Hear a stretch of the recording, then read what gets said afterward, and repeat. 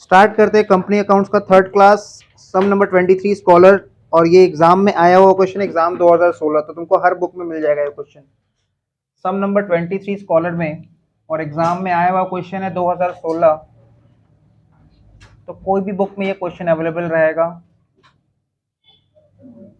Exam 2016 में आया हुआ क्वेश्चन लिखा है from the following trial balance of Alpha limited. ठीक है, अल्फा लिमिटेड एक कंपनी है, उसका एक ट्रायल बैलेंस दिया हुआ है एज ऑन 31 मार्च 2021।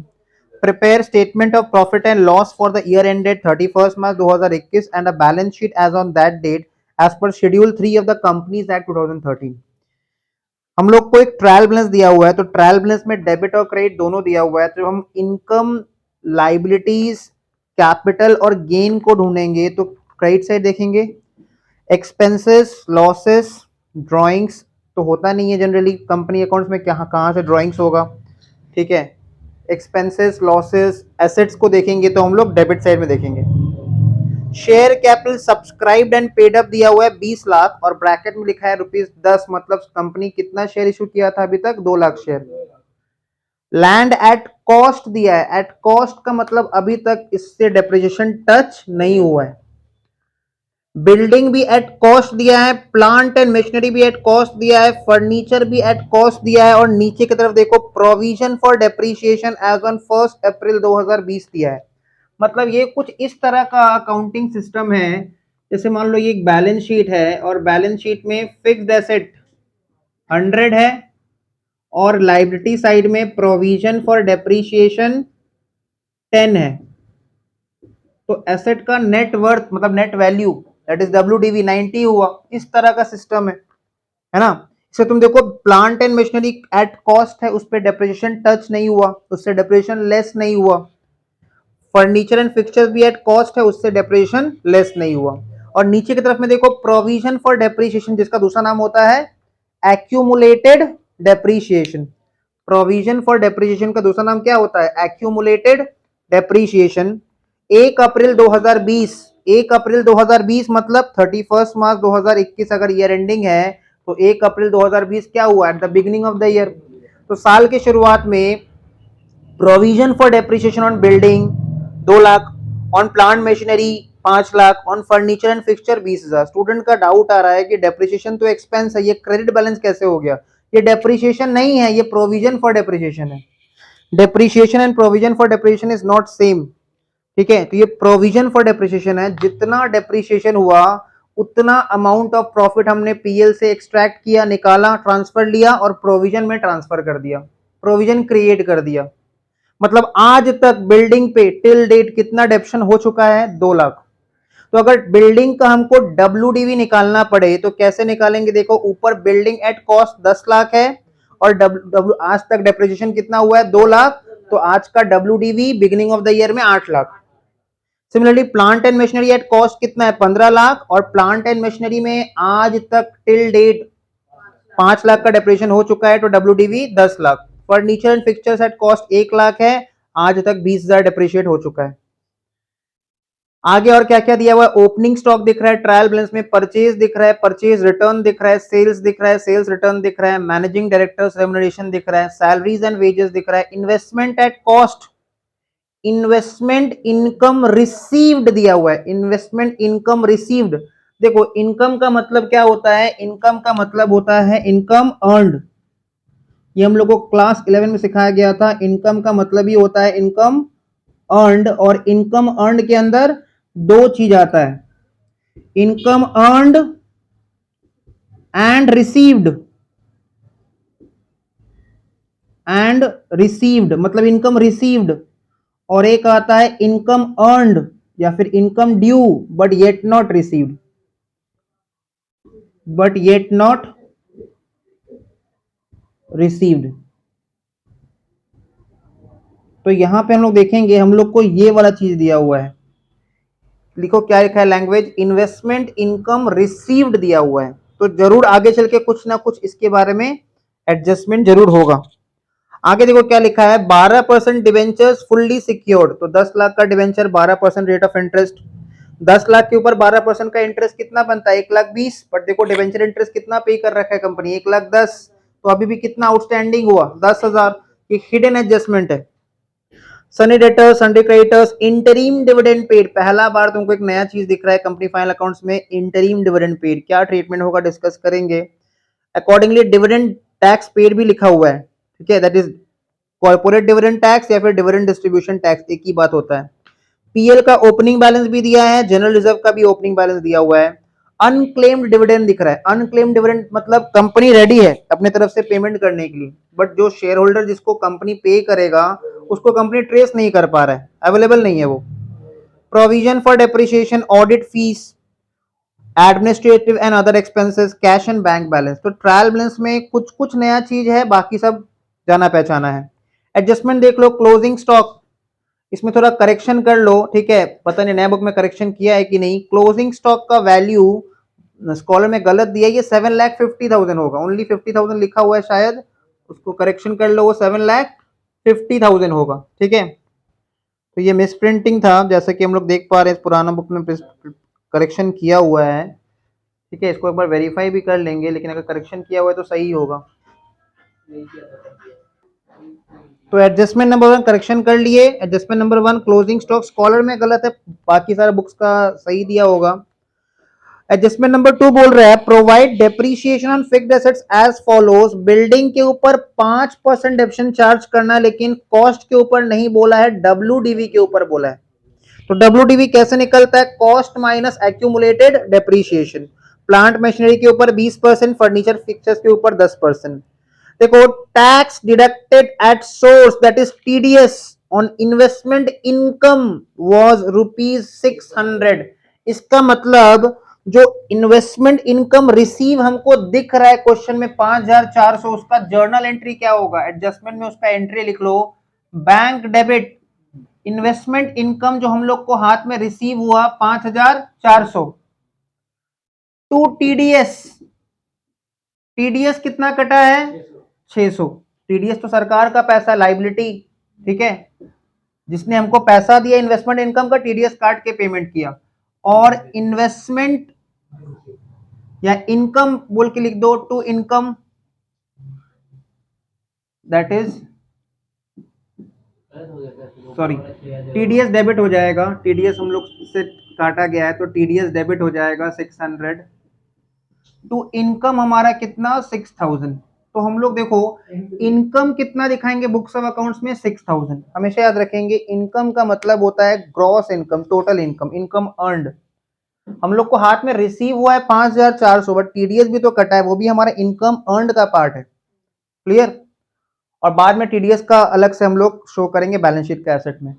तो 5,400 हम लोग को हाथ में रिसीव हुआ, टीडीएस 600 काटने के बाद, मतलब हमारा इनकम अर्न कितना 6,000। तो हम लोग इन्वेस्टमेंट इनकम 5,400 नहीं दिखाएंगे, 6,000 दिखाएंगे नोट में एडजस्ट करके। और टीडीएस जो हमसे डिडक्ट हुआ है ये एक तरह का एडवांस टैक्स है, एडवांस टैक्स तो नहीं है बट काइंड ऑफ वैसा ही है, हमने पहले ही टैक्स पे कर दिया, ठीक है। तो उसको हम लोग बैलेंस शीट का एसेट साइड में दिखाएंगे, ये इसका ट्रीटमेंट रहेगा।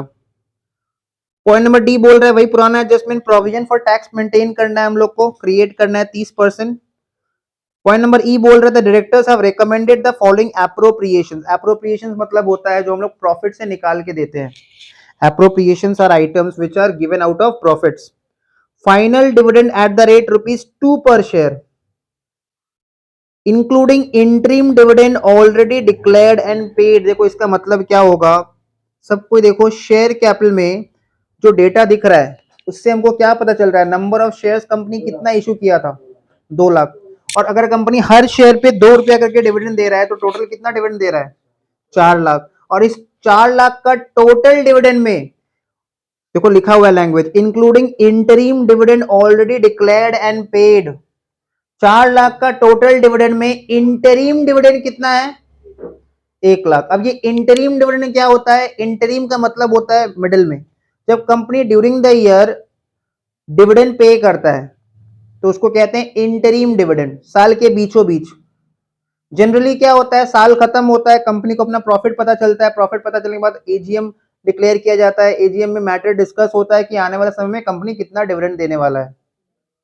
जैसे फॉर एग्जांपल 23-24 का डिविडेंड कंपनी 23-24 में पे नहीं कर सकता, 23-24 का डिविडेंड कंपनी 24-25 में ही पे करेगा। बट अगर कंपनी 23-24 में ही डिविडेंड पे कर दिया साल के बीचों बीच अचानक से, तो उसको कहते हैं इंटरिम डिविडेंड। तो फाइनल डिविडेंड 4 लाख है, जिसमें इंटरिम डिविडेंड 1 लाख है, तो रिमेनिंग 3 लाख क्या हो जाएगा, प्रपोज डिविडेंड। ठीक है, 4 लाख में से 1 लाख इंटरिम डिविडेंड है, तो रिमेनिंग 3 लाख प्रपोज डिविडेंड हो जाएगा। फिर इसके अलावा और क्या बोल रहा है, 50,000 हमको जनरल रिजर्व में भी ट्रांसफर करना है and provide for dividend distribution tax at the rate 19.994%। ठीक है, तो स्टार्ट करते हैं सम। वही पुराना तरीका, हम लोग को स्टेटमेंट ऑफ पीएल बनाना है और बैलेंस शीट बनाना है, और अकॉर्डिंगली नोट्स टू अकाउंट्स तो बनेगा ही, जो जो रिक्वायर्ड रहेगा। तो पहले स्टार्ट करते हैं स्टेटमेंट ऑफ पीएल के साथ।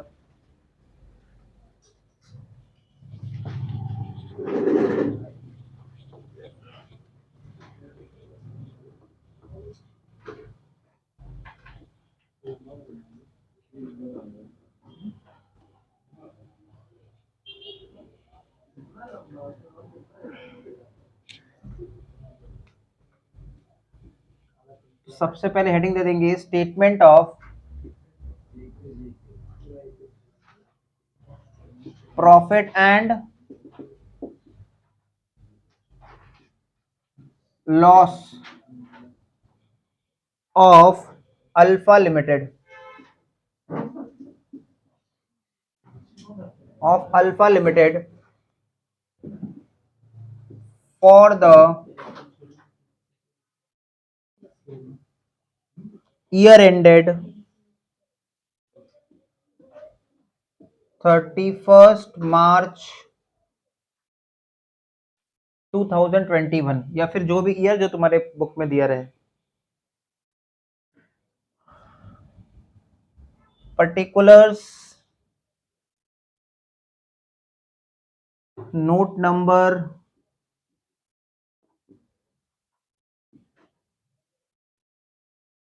अमाउंट।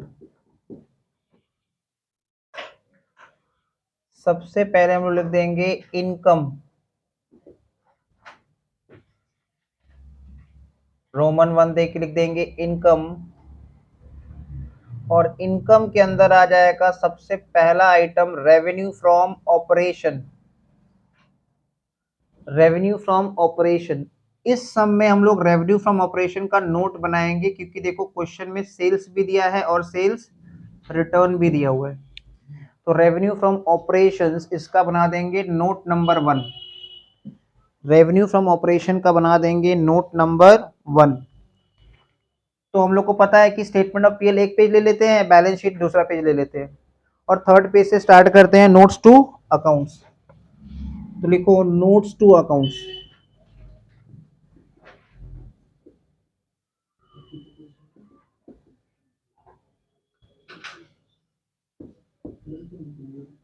इसके अंदर revenue from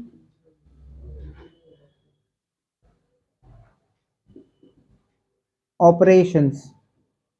now revenue from operations हम लोग कुछ इस तरह से दिखाएंगे। पहले लिखेंगे सेल्स। सेल्स कितना है देखो 37,61,000, ये है ग्रॉस सेल्स 37,61,000। और सेल्स से हम लोग लेस कर देंगे सेल्स रिटर्न, जो कि दिया हुआ है 12,000।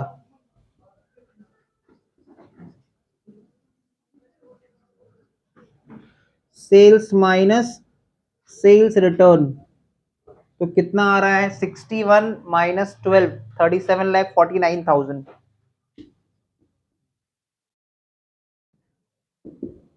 इसको हम लोग बैठा देंगे मेन सम में 37,49,000। ये हो गया हम लोग का रेवेन्यू फ्रॉम ऑपरेशन। अगर डायरेक्टली सेल्स दिया रहता तब कोई नोट नहीं बनाते, डायरेक्टली लिख देते, बट डायरेक्टली तो सेल्स नहीं दिया हुआ था, तो हम लोगों ने नोट बना लिया।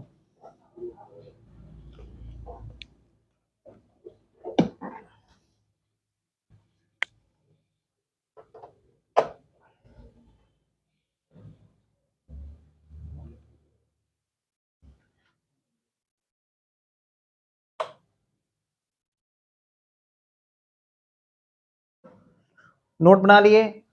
कंप्लीट। अब बनाएंगे सेकेंड आइटम। देखो अदर इनकम में क्या क्या आ सकता है, तो अदर इनकम में हम लोग को एक इन्वेस्टमेंट इनकम दिख रहा है, दैट इज इंटरेस्ट का इनकम है वो, इन्वेस्टमेंट इनकम रिसीव दिख रहा है।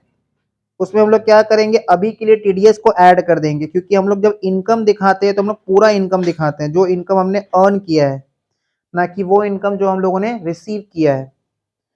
पीएल में आता है income earned as well as expenditure incurred.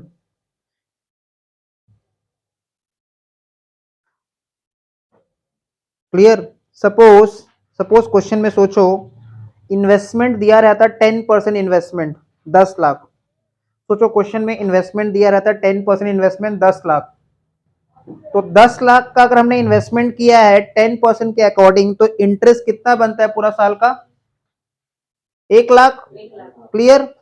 लेकिन ट्रायल बैलेंस में एक भी रुपया इंटरेस्ट इनकम नहीं दिखा रहा है क्वेश्चन में।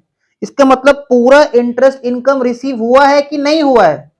नहीं हुआ है, मतलब पूरा का पूरा अरियर है। फिर भी उसको हम लोग बुक्स ऑफ अकाउंट में इनकम पूरा 1 लाख शो करेंगे, क्योंकि बुक्स ऑफ अकाउंट हम लोग बनाते हैं एक्रूअल बेसिस के हिसाब से, और एक्रूअल बेसिस बोलता है चाहे हमने इनकम रिसीव किया है या नहीं किया है, अगर वो ड्यू हो चुका है, अगर उसको लेने का राइट आ चुका है, तो हम उसको बुक्स ऑफ अकाउंट में एज इनकम रिकॉग्नाइज करेंगे। तो इसीलिए हम लोग लिखेंगे other income, revenue from operation के नीचे लिखेंगे अदर इनकम, और अदर इनकम का हम लोग बना देंगे नोट नंबर 2। अदर इनकम का बनाएंगे नोट नंबर 2।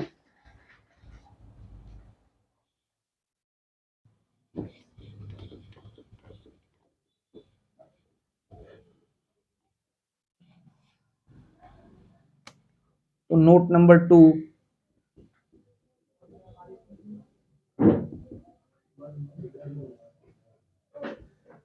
Other income. तो अदर इनकम में क्या आएगा, देखो एक इन्वेस्टमेंट, पहला सबसे पहला बात, इनकम हम जब भी देखेंगे ना, तो हम लोग ट्रायल बैलेंस का क्रेडिट साइड में देखेंगे। तो ट्रायल बैलेंस का क्रेडिट साइड में हम लोग को एक ही इनकम दिख रहा है, इन्वेस्टमेंट इनकम रिसीव्ड, और कोई इनकम है नहीं। ये जो अनक्लेम डिविडेंड है वो तो लाइबिलिटी हुआ, जनरल रिजर्व तो पहले का अर्न किया हुआ प्रॉफिट है, वो इनकम नहीं है। ठीक है, तो इनकम एक ही दिख रहा है, वो दिख रहा है हम लोग को इन्वेस्टमेंट इनकम रिसीव। तो लिखो नोट्स में इन्वेस्टमेंट इनकम। अगर कोई एग्जाम में ये इनकम वर्ड नहीं लिखेगा तो पूरा जीरो हो जाएगा, बिकॉज इन्वेस्टमेंट रिसीव नहीं होता, इन्वेस्टमेंट इनकम रिसीव। तो इन्वेस्टमेंट इनकम रिसीव्ड 5,400, इसमें हम लोग ऐड कर देंगे जो कि हम लोग को एडजस्टमेंट नंबर सी में दिया हुआ है, TDS, tax deducted at source, add कर देंगे 600।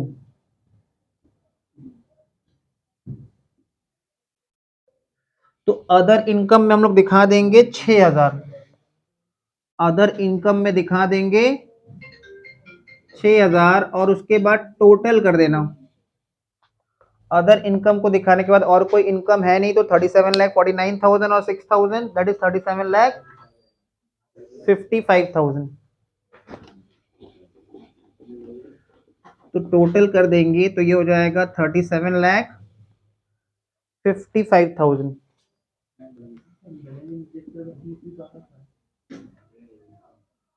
हम लोग अभी सिर्फ इनकम को देख रहे हैं, एक्सपेंसेस को नहीं।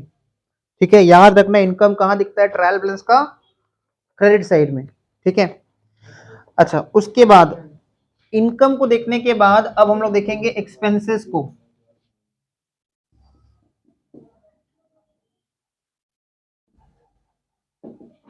एक्सपेंसेस में देखो, अब तो तुमको मोटा मोटी याद हो जाना चाहिए, फिर भी अगर याद नहीं हो तो तुमको स्कॉलर में दिख जाएगा format. Cost of material consumed सबसे पहला हेड होता है। याद रखना कॉस्ट ऑफ मटेरियल कंज्यूम तभी होगा अगर वो रॉ मटेरियल स्टॉक होल्ड करता है, मैन्युफैक्चरिंग कंपनी अगर ऐसा कुछ है, ये तो है नहीं, इसका ऐसा कोई मटेरियल कंज्यूम्ड ऐसा कुछ नहीं है। दूसरा हेड होता है purchase of stock in trade, और वो है क्योंकि परचेज भी दिया हुआ है as well as purchase return भी दिया हुआ है। तो एक्सपेंसेस के अंदर लिखेंगे purchase of stock in trade, purchase of stock in trade, और इसका बना देंगे हम लोग नोट नंबर 3। इसका बना देंगे हम लोग नोट नंबर 3। तो हेडिंग दे देंगे purchase of stock in trade. Heading दे दिए purchase of stock in trade. ये हेडिंग देने के बाद सबसे पहले लिखेंगे परचेजेस। राइट हैंड साइड में हमेशा एक रुपीस का कॉलम बना लेना नोट्स में। परचेजेस कितना दिया हुआ है? 26 लाख। परचेजेस का फिगर दिया हुआ है 26 लाख। लेस कर देंगे इससे हम लोग परचेज रिटर्न।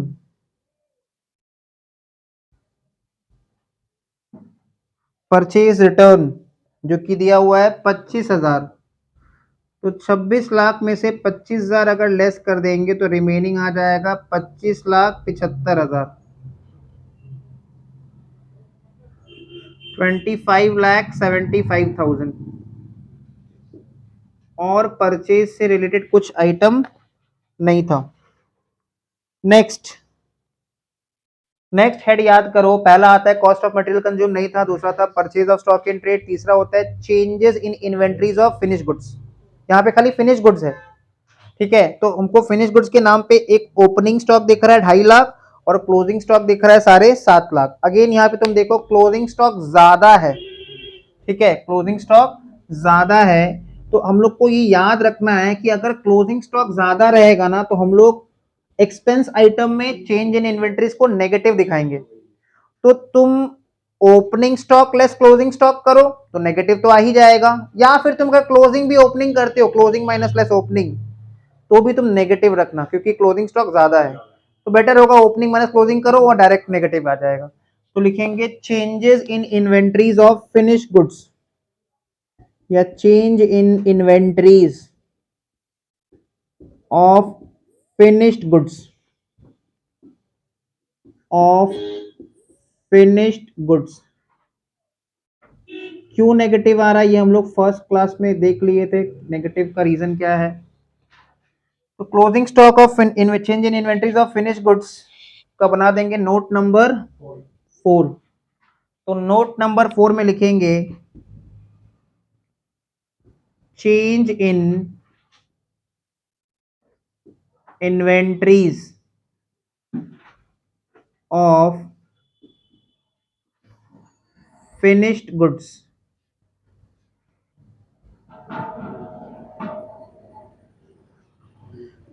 तो पहले लिख देंगे ओपनिंग स्टॉक। देखो ट्रायल बैलेंस में ओपनिंग स्टॉक दिया हुआ है, कितना दिया हुआ है ट्रायल बैलेंस में ओपनिंग स्टॉक? 2.5 लाख। इससे हम लोग लेस कर देंगे क्लोजिंग स्टॉक।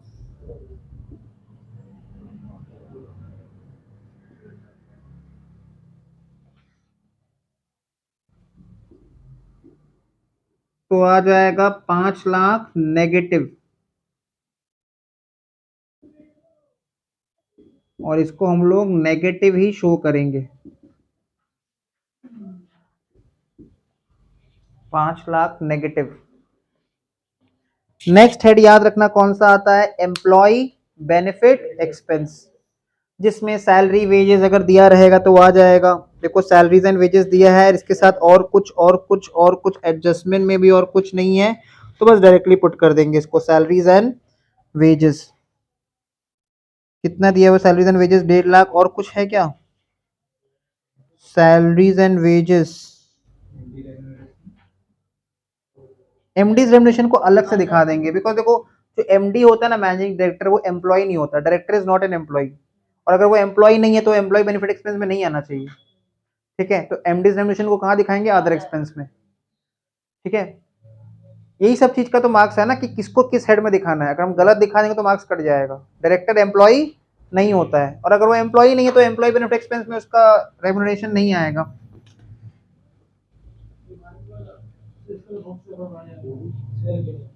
हाँ, इसको तुम सीधा लिख सकते हो एग्जाम में, एम्प्लॉय बेनिफिट एक्सपेंस में कुछ भी नहीं है ना, तो डायरेक्टली सीधा लिख दो। एम्प्लॉय अगर कोई एडजस्टमेंट में आउटस्टैंडिंग या कुछ प्रीपेड रहता तो अकॉर्डिंगली नोट बना के दिखाना पड़ता। एम्प्लॉय बेनिफिट एक्सपेंस जिसमें क्या आएगा, सैलरीज एंड वेजेस, जिसका अमाउंट दिया हुआ है 1.5 लाख। ठीक है। अच्छा, एम्प्लॉय बेनिफिट एक्सपेंस के बाद नेक्स्ट हेड आता है डेप्रीशिएशन एंड अमोर्टाइजेशन एक्सपेंसेस। तो देखो इसका हम लोग नोट बनाना ही पड़ेगा, तो इसको हम पूरा मिटा के ऊपर से लिख रहे हैं।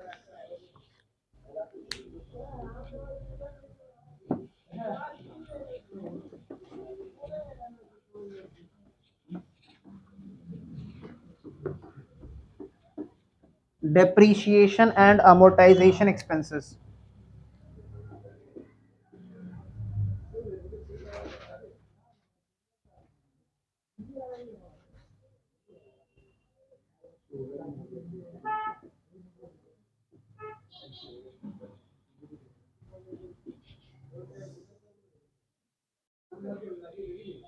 तो इसका कितना नंबर नोट पड़ेगा, 5। Note number 5। अगर सोचो क्वेश्चन में बोलता, एडजस्टमेंट में कुछ ऐसे बोलता कि building at the rate 5% on cost बोलता, तो हम लोग कॉस्ट पे चार्ज कर दे रहे डेप्रिसिएशन स्ट्रेट लाइन मेथड, पर डब्ल्यूडीवी बोला है तो इसका बना देंगे note number 5, depreciation and amortization expenses।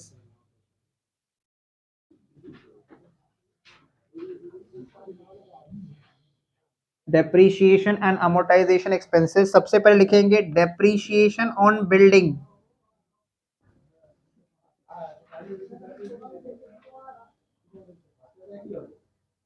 Depreciation on building, तो बिल्डिंग कितना लिखा हुआ है, 10 lakh.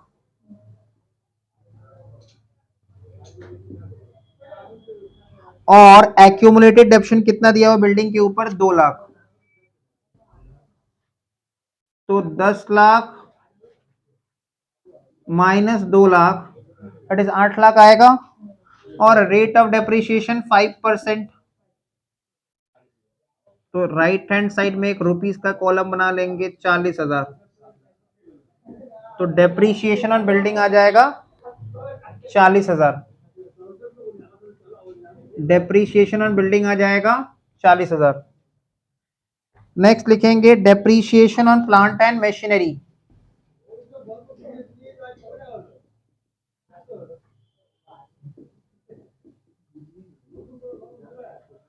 Depreciation on plant and machinery.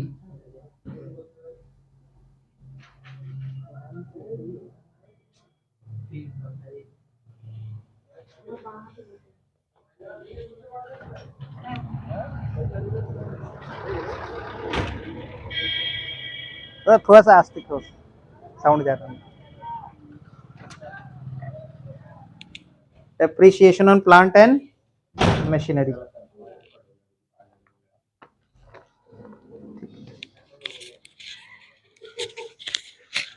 चलता है depreciation on plant and machinery. तो प्लांट एंड मशीनरी का देखो कॉस्ट कितना है,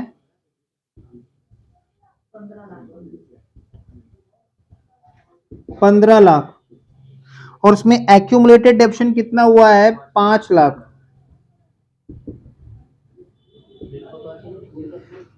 तो 10 लाख हुआ डब्ल्यूडीवी, और रेट ऑफ डेप्रिसिएशन कितना दिया हुआ है, 20%। तो 2 लाख। फिर आ जाएगा depreciation on furnitures. Depreciation on furniture,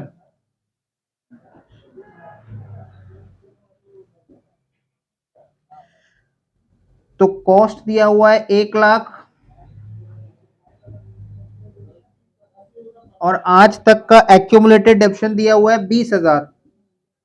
तो 1 लाख में से अगर 20,000 माइनस किए तो 80,000 आया। और रेट ऑफ डेप्रिसिएशन कितना है, 10%।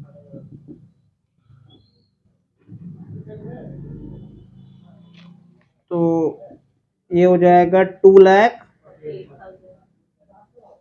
48,000। Depreciation and amortisation expenses.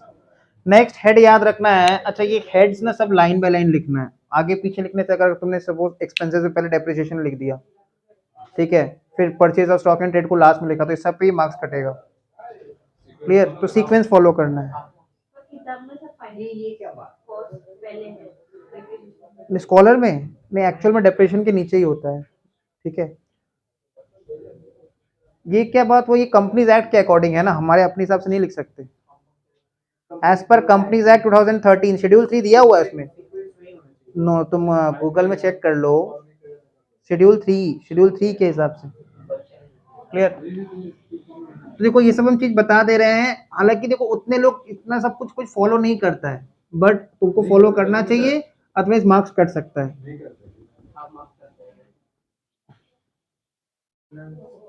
हम लोग को अभी बता दे रहे हैं, लोग नोट्स टू अकाउंट्स को वर्किंग नोट बोल के लिखते हैं, और फिर भी उस पे मर्सी पे उनको मार्क्स मिल जाता होगा, बट मार्क्स मिलना नहीं चाहिए उनको।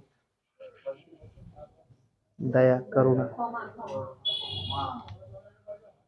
फिनेंस कॉस्ट, तो फिनेंस कॉस्ट में लिखेंगे note number 6।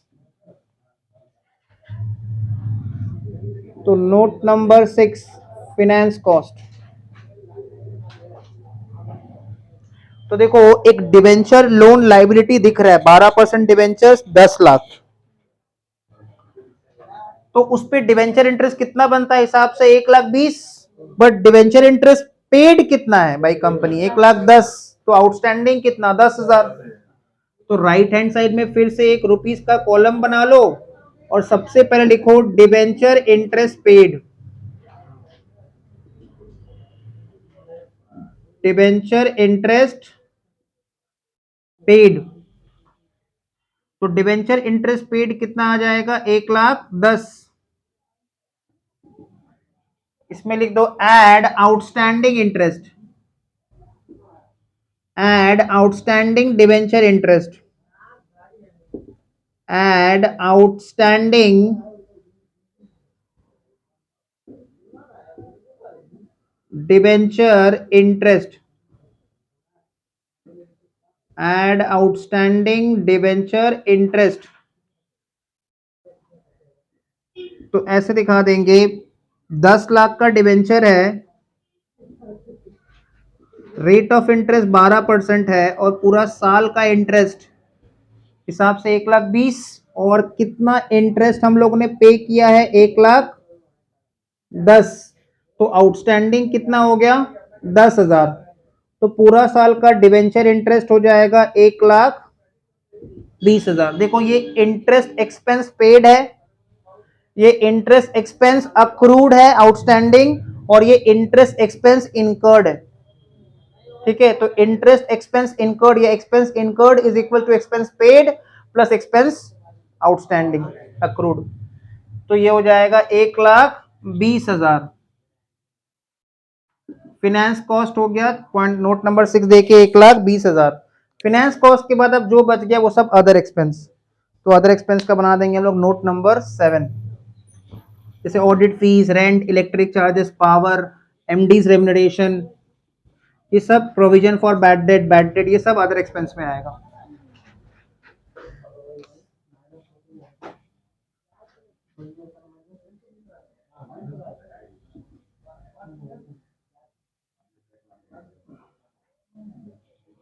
Other expense note number 7, 1,20,000 का इंटरेस्ट बनता था पूरा साल में, जिसमें से 1,10,000 पेड था, तो कितना अनपेड था 10,000।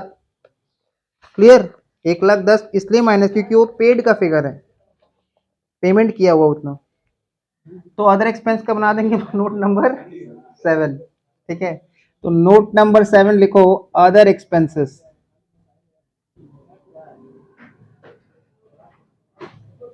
राइट हैंड साइड में एक रुपीस का कॉलम। तो अदर एक्सपेंसेस में सबसे पहले क्या आ जाएगा, अदर एक्सपेंस में पहले एमडीज रेम्यूनरेशन ले लो, MD's remuneration, MD's remuneration.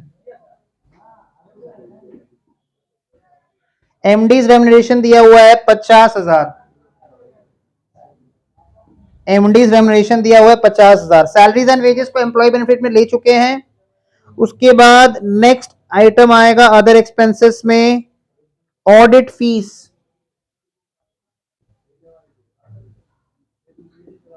Audit fees, audit fees 30,000। ना ऑडिट फीस 30,000। उसके बाद आ जाएगा administrative and other expenses, administrative and other expenses,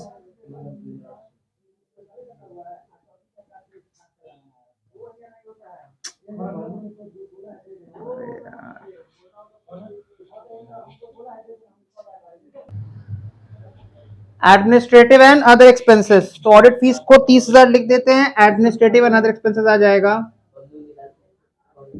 administrative and other expenses 3,02,800,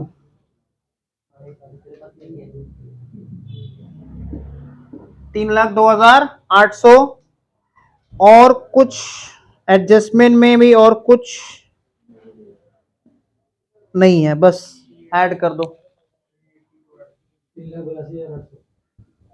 3,82,800। अब एक्सपेंसेस का टोटल करो, याद रखना एक नेगेटिव भी है, उसको नेट करके, ठीक है। एक्सपेंसेस का टोटल करो, एक नेगेटिव है उसको ध्यान में रखते हुए।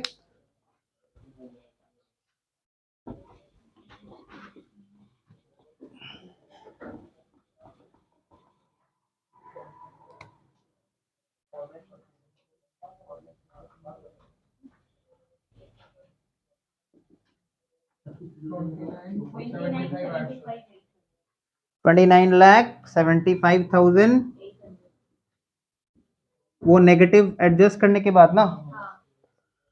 नेक्स्ट अब क्या करेंगे, अब लिखो इनकम माइनस एक्सपेंस। तो लिखेंगे पॉइंट नंबर 3 रोमन 3, एक्सपेंसेस सामने हम लोगों ने 2 लिखा था ना, एक्सपेंस सामने रोमन 2। अब लिखेंगे प्रॉफिट बिफोर टैक्स, जो कि आएगा 1 - 2। तो प्रॉफिट बिफोर टैक्स निकाल दो, 1 - 2 कर दो, बताओ कितना आ रहा है। इनकम माइनस एक्सपेंस कितना आ रहा है,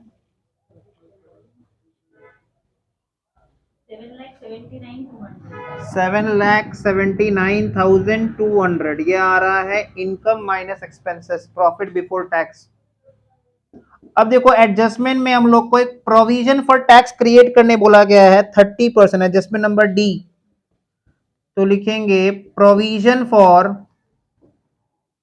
tax at the rate 30% of profit before tax.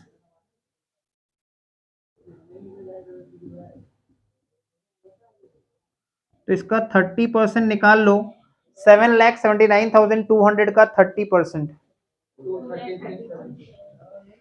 2,33,760। तो 7,79,200 प्रोविजन फॉर टैक्स क्रिएट किए 30%। तो पॉइंट नंबर 4 में लिख देंगे, सॉरी पॉइंट नंबर 5 में लिख देंगे profit after tax, profit after tax.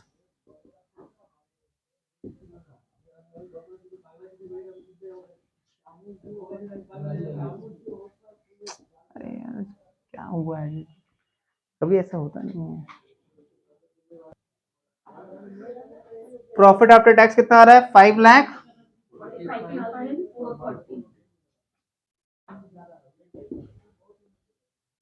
तो ये हो गया हम लोग का statement of PL complete, statement of PL complete हो गया।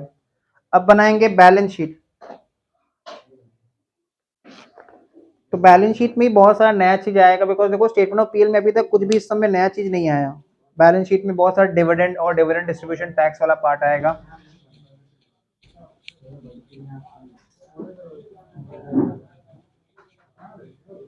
तो हेडिंग दे दो balance sheet of Alpha limited,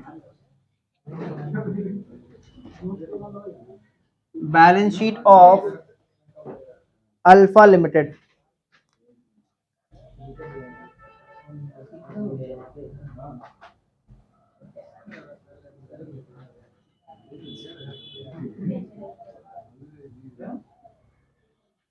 balance sheet of Alpha limited as on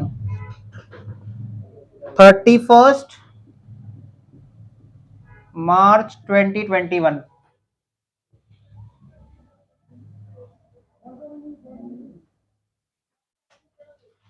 Particulars, note number,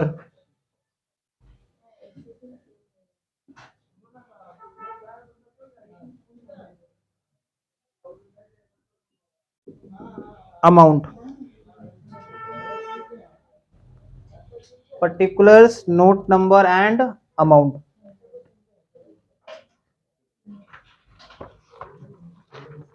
तो सबसे पहले ब्लॉक लेटर्स में लिख देंगे इक्विटी एंड लाइबिलिटी.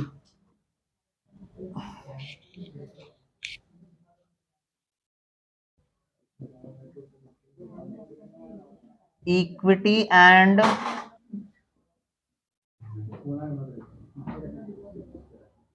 लाइबिलिटीज. इसके अंदर में आ जाएगा share holders fund. Share holders fund के अंदर आ जाएगा शेयर कैपिटल. जैसे लिख रहे हैं वैसे लिखो, अपने हिसाब से लिखोगे फिर मार्क्स कम मिलेगा, फिर तुम बोलोगे सीयू खराब है. ठीक है, तो क्यों ली एडमिशन लिए?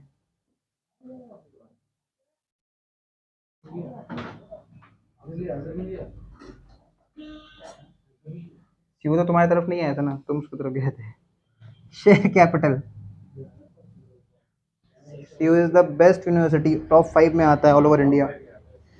शेयर कैपिटल ध्यान दो. तो शेयर कैपिटल का हम लोग बना देंगे नोट नंबर 1. यूनिवर्सिटी कभी खराब नहीं था ना है, स्टूडेंट वो नहीं दे पाते. अच्छा, नोट नंबर 8. ठीक है, स्टूडेंट वो नहीं दे पाते जो यूनिवर्सिटी मांगता है. Share capital note number 8.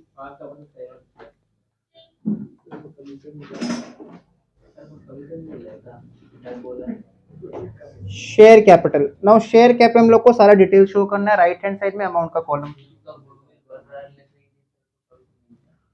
Share capital. Now देखो यहाँ पे क्वेश्चन में मेंशन किया है क्या? क्वेश्चन में कोई शेयर कैपिटल बोल के मतलब इक्विटी या प्रेफरेंस आ गया क्वेश्चन.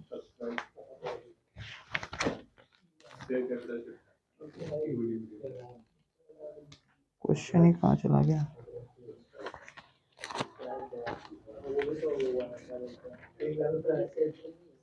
तो क्वेश्चन में देखो इक्विटी वर्ड मेंशन नहीं किया है, तो हम लोग भी मेंशन नहीं करेंगे. वो लोग मेंशन करता अगर इक्विटी, ठीक है, तो हम लोग मेंशन कर देते, बट मेंशन नहीं किया है. प्रेफरेंस भी मेंशन नहीं किया है, तो कुछ स्टूडेंट बोले कि हम इक्विटी मेंशन कर सकते हैं. जब नहीं दिया है और मेंशन नहीं किया तो कर भी सकते हो, नहीं भी कर सकते हो. ठीक है. ऑथराइज का डेटा भी नहीं दिया हुआ है, सीधा लिखा है कि 20 लाख का शेयर कैपिटल है, वही सब्सक्राइब्ड है, वही पेड अप है. तो मान लेते हैं वही इशूड भी है, तो हम ऐसे लिख देंगे. क्योंकि कुछ बोला नहीं है तो बस हम इक्विटी लिख दे रहे हैं, नहीं लिखते तो भी चलता. Equity share capital, class of the share mention कर दिए. उसके अंदर में आएगा issued comma subscribed and paid up. Issued comma subscribed and paid up. इसके अंडर में आएगा 2 lakh equity shares of ₹10 each. देखो शेयर कैपिटल डायरेक्टली दिया है, बट ये नोट हर समय बनाना जरूरी है. तुमने अगर शेयर कैपिटल का नोट नहीं बनाया तो मार्क्स कटेगा. इंपॉर्टेंट नोट्स कौन कौन सा है? शेयर कैपिटल, रिजर्व सरप्लस, हर सम में बनेगा. सब डिटेल देना पड़ेगा, डायरेक्टली अमाउंट बैठाने से नहीं होगा. 2 lakh equity shares of ₹10 each fully paid up. यही सब फाकीबाजी की वजह से तो मार्क्स नहीं मिलता है. 2 lakh equity shares of ₹10 each fully paid up 20 lakh.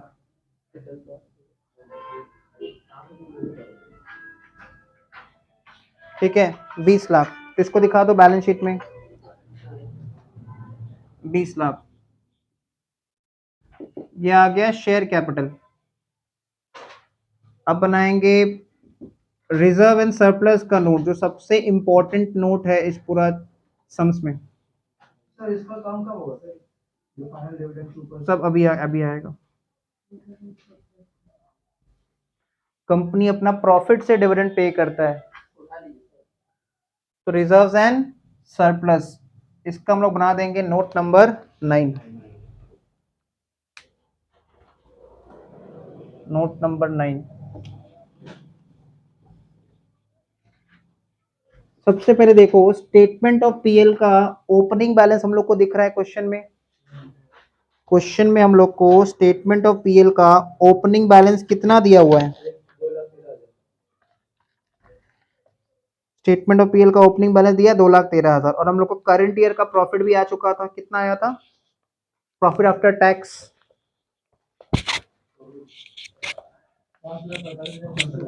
तो वहीं से स्टार्ट करेंगे, लिख देंगे note number 9 reserves and surplus. Reserves and surplus में क्योंकि बहुत सारा एडजस्टमेंट है तो हम लोग 2 रुपीस का कॉलम बना लेंगे, एक इनर कॉलम और एक आउटर कॉलम। सबसे पहले लिखो statement of profit and loss. ये लिख के हम लोग कोलोन दे देंगे। इसके अंदर में लिखेंगे ओपनिंग बैलेंस।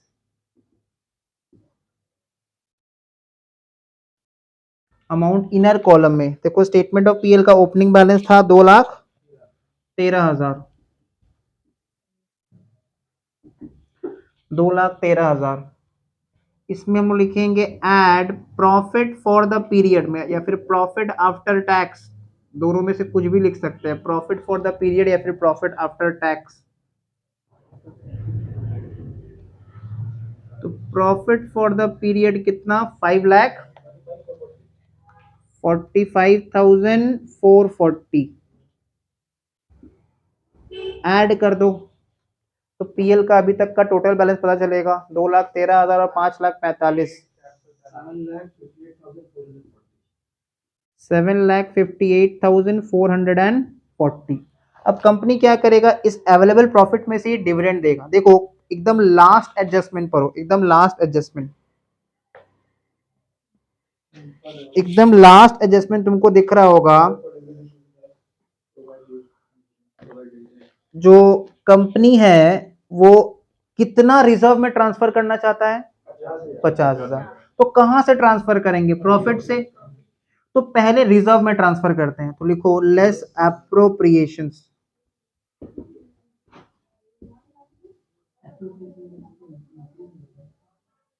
एप्रिसिएशन का मतलब इंक्रीज होता है, लेस एप्रोप्रिएशन।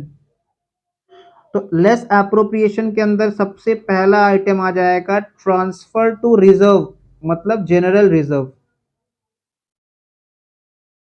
और उसका एक स्पेसिफिक अमाउंट दे दिया है, फिक्स्ड अमाउंट 50,000। तो वो यहां से लेस हो जाएगा, ट्रांसफर टू रिजर्व 50,000 लेस होगा। क्लियर? इसके बाद तुम देखो क्वेश्चन में ट्रायल बैलेंस में इंटरिम डिविडेंड पेड कितना दिख रहा है? 1,00,000। और एडजस्टमेंट पढ़ो, कंपनी पर शेयर पे कितना रुपया डिविडेंड देना चाहता है? 2 रुपया। कंपनी का नंबर ऑफ शेयर्स था कितना? नोट नंबर 1 चेक करो, 2,00,000।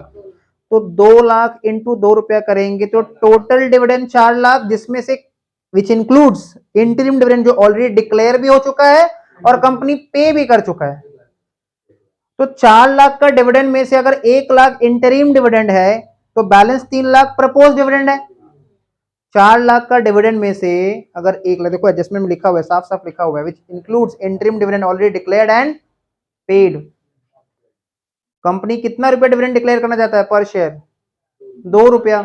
कंपनी का नंबर ऑफ शेयर्स कितना इशूड है मार्केट में? 2,00,000।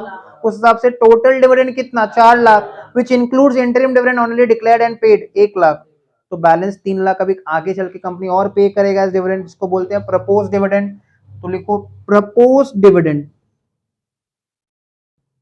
Proposed dividend. तो प्रपोज डिविडेंड कैसे आया, इसका कैलकुलेशन थोड़ा यहीं पे दिखा देंगे। 2 lakh equity shares at the rate ₹2, ये आया कंपनी का टोटल डिविडेंड। इसमें से माइनस कर दो इंटरिम डिविडेंड पेड 1 लाख, तो 3 लाख होगा प्रपोज डिविडेंड। क्लियर। और क्या आएगा देखो, कंपनी इंटरिम डिविडेंड डिक्लेयर किया था, जब डिक्लेयर किया था तो प्रॉफिट्स कम हो गया था, तो प्रॉफिट्स को कम करना पड़ेगा ना, क्योंकि हम तो ओपनिंग बैलेंस से शुरू किए हैं, ये ओपनिंग बैलेंस साल के शुरुआत का बैलेंस है, तो हमको इस प्रॉफिट को कम करना पड़ेगा, और कंपनी उसका पेमेंट भी कर चुका है। देखो लिखा हुआ डिक्लेयर्ड एंड पेड, क्योंकि इंटरिम डिविडेंड डिक्लेयर हुआ था इसलिए वो एप्रोप्रिएशन से लेस होगा। जब भी हम लोग कोई डिविडेंड डिक्लेयर करते हैं ना, तो डिविडेंड डिक्लेयर करने के कारण कंपनी का प्रॉफिट्स कम हो जाता है, और जब पे करते हैं तो बैंक अकाउंट का बैलेंस अरे कम हो जाता है कि नहीं, बैंक अकाउंट का बैलेंस कम हो जाता है। डिक्लेयर करने पे प्रॉफिट्स, बुक्स में जो प्रॉफिट्स लिखा है वो कम हो जाएगा, और जब पे करेंगे एक्चुअल में तो बैंक का बैलेंस कम हो जाएगा, तो टैली हो जाएगा ना, लायबिलिटी भी गिरा एसेट भी गिरा। क्लियर। तो यहां पे लिखेंगे इंटरिम डिविडेंड, जो कि हम लोग को ट्रायल बैलेंस में दिख रहा है, इंटरिम डिविडेंड पेड, ये भी एप्रोप्रिएशन है आउट ऑफ प्रॉफिट्स। और हम लोग पहले भी पढ़े हैं कि पीएल का जो प्रॉफिट्स होता है वो फ्री प्रॉफिट होता है, फ्री रिजर्व होता है। स्टेटमेंट ऑफ पीएल का बैलेंस और जीआर का बैलेंस फ्री रिजर्व होता है, और पीएल और जीआर में ज्यादा फ्री कौन सा होता है, पीएल, कंपैरेटिवली जीआर लेस फ्री होता है। ठीक है। तो क्या क्या दे दिए देखो, ट्रांसफर टू रिजर्व दिखा दिए, प्रपोज डिविडेंड दिखा दिए, इंटरिम डिविडेंड दिखा दिए। इसके अलावा तुम देखो डिविडेंड डिस्ट्रीब्यूशन टैक्स भी हम लोग को क्वेश्चन में बोल रहा है कि हम लोग को कितना परसेंट के हिसाब से 19.994% के हिसाब से हम लोग को डिविडेंड पे देना है। तो हम लोगों ने ऑलरेडी देखो डिविडेंड डिस्ट्रीब्यूशन टैक्स कुछ पेमेंट भी किया है, डिविडेंड टैक्स पेड दिख रहा है ट्रायल बैलेंस में 19,994। ये किसके ऊपर पे किया होगा, ये जो इंटरिम डिविडेंड जब कंपनी पे किया था ना 1 लाख, उसके ऊपर 19.994% 19,994 पे कर दिया था। कंपनी जब ये डिविडेंड पे किया था, इंटरिम डिविडेंड पेड 1 लाख का, जब कंपनी डिविडेंड पे करता है ना, तो उसके ऊपर कंपनी को डिविडेंड का टैक्स भी पे करना पड़ता है। ठीक है। क्योंकि देखो ये पुराना सम्स है, तो पुराना सम्स मतलब बोलने का मतलब ईयर 2020 या फिर 2021 में अमेंडमेंट आया था। उससे पहले क्या होता था कि डिविडेंड इनकम शेयर होल्डर के हाथ में एग्जेम्प्ट रहता था अंडर सेक्शन 10 सबसेक्शन 34, और कंपनी उसके बदले टैक्सेस पे करता था डिविडेंड के ऊपर। आज का जमाना में डिविडेंड इनकम शेयर होल्डर के हाथ में ही टैक्सेबल होता है, तो जब इनकम शेयर होल्डर के हाथ में टैक्सेबल होगा तो कंपनी उस पर डीडीटी पे नहीं करेगा। आज का जो प्रैक्टिकल लाइफ, ये अमेंडमेंट के बाद, बट क्योंकि ये सम पुराना जमाना वाला सम्स है, मतलब अमेंडमेंट के पहले वाला सम्स है, तो कंपनी ने डिविडेंड डिक्लेयर करते समय उस पे डिविडेंड डिस्ट्रीब्यूशन टैक्स कलेक्ट करके गवर्नमेंट को पे कर दिया, क्योंकि डिविडेंड इनकम किसके लिए है, शेयर होल्डर के लिए। शेयर होल्डर के हाथ में डिविडेंड इनकम पहले के जमाने में एग्जेम्प्ट रहता था अंडर सेक्शन 10 सबसेक्शन 34, और ये सेक्शन 10 सबसेक्शन 34 को विड्रॉ कर लिया गया है। अब डिविडेंड इनकम शेयर होल्डर के हाथ में ही टैक्सेबल होता है, चाहे वो इंडियन कंपनी से हो चाहे वो फॉरेन कंपनी से हो। ये हम लोग इनकम फ्रॉम अदर सोर्सेज में पढ़े थे सेमेस्टर 4 में। तो क्योंकि पुराना सम है तो इसके अकॉर्डिंग सॉल्व करेंगे, अदरवाइज आंसर मैच नहीं होगा। तो इंटरिम डिविडेंड पेड, जब कंपनी ये डिविडेंड पे किया था 1 लाख, तो इस पे 19.994% 19,994 रुपया डिविडेंड पे कर चुका है, तो उसको हम लोग देख देंगे यहाँ पे कॉर्पोरेट डिविडेंड टैक्स, इसको हम लोग बोलते हैं कॉर्पोरेट डिविडेंड टैक्स या फिर डिविडेंड डिस्ट्रीब्यूशन टैक्स। तो कॉर्पोरेट डिविडेंड टैक्स हम लोग लेस कर देंगे, हम लोग ऐसे लेस करेंगे एक साथ दिखा के, ताकि बार बार ना लिखना पड़े। कॉर्पोरेट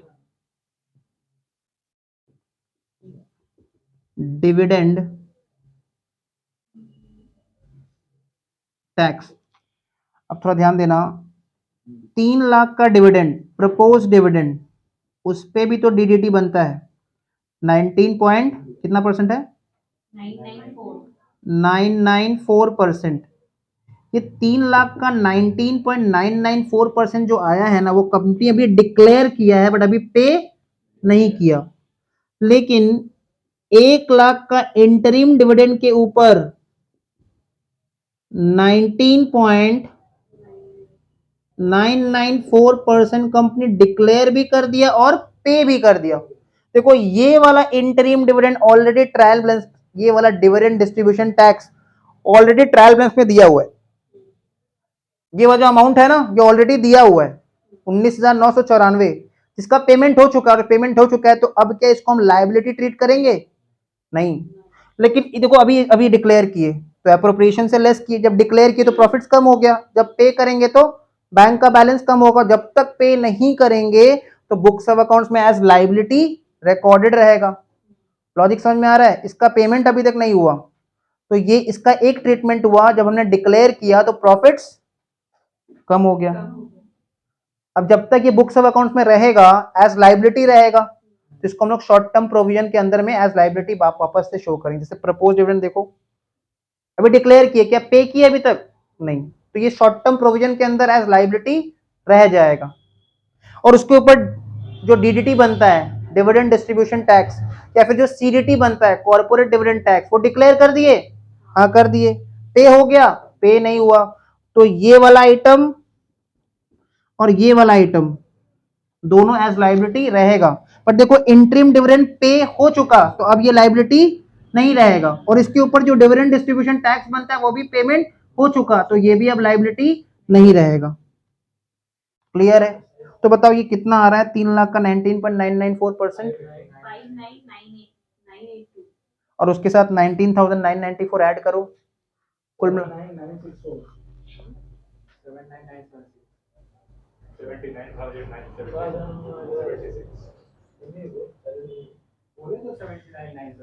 पक्का 79,000।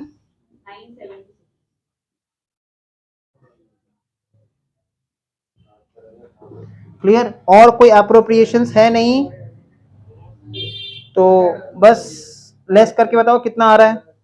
और कोई अप्रोप्रिएशंस नहीं है पीएल का।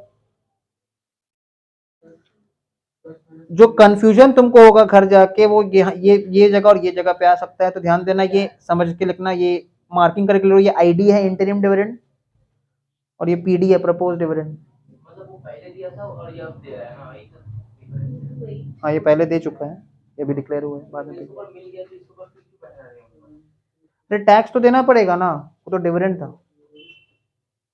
लॉजिकली समझो तब समझ में आएगा, तुम खाली याद करते हो इसको, ये ऐसे लेस करना ऐड करना है, ऐसे नहीं होगा। लॉजिक समझो तुम।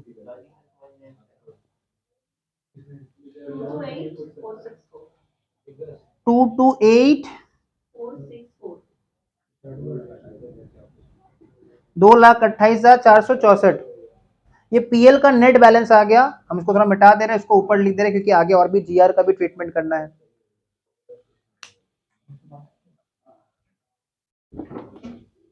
ये आ गया हम लोग का पीएल का नेट बैलेंस।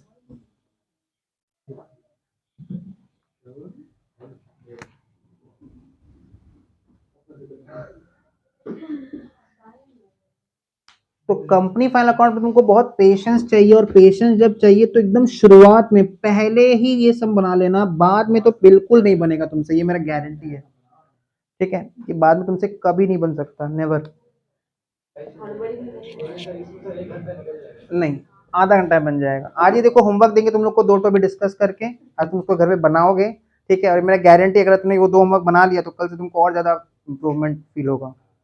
ठीक है, मत बनाओ तो ठीक है कर लो।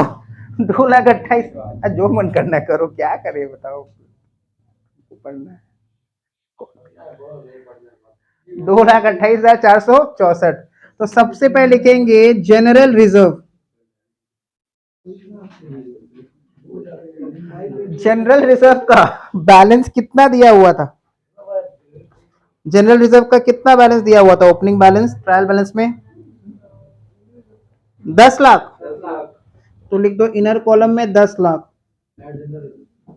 और जीआर में ट्रांसफर होके आया था पीएल एप्रो से, तो लिखेंगे एड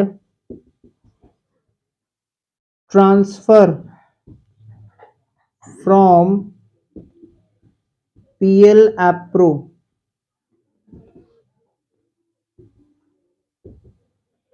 50,000।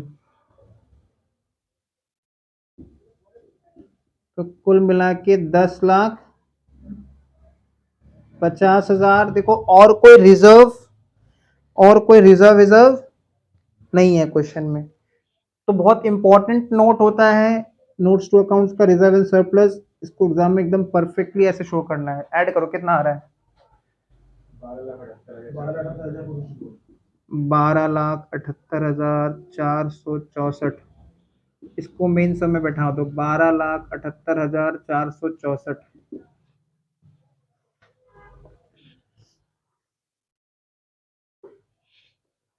यहां तक क्लियर?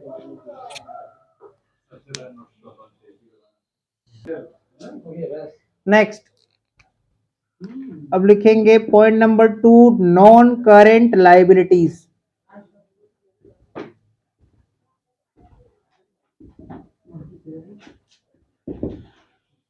नॉन करेंट लाइबिलिटीज, इसके अंडर में आ जाएगा long term borrowings.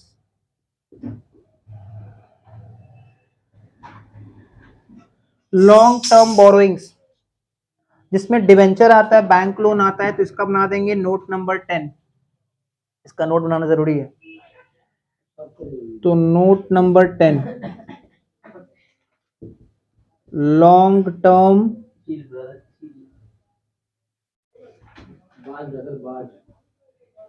Borrowings. Long term borrowings. तो लॉन्ग टर्म बोरोइंग्स में लिखेंगे हम लोग, ऐसे लिखेंगे सिक्योर्ड। जब भी डिवेंचर को लिखो ना तो ऐसे हमेशा लिखो सिक्योर्ड, कॉमा कितना परसेंट डिवेंचर था? 12%। 12% डिवेंचर्स और राइट हैंड साइड में लिख देंगे 10 लाख।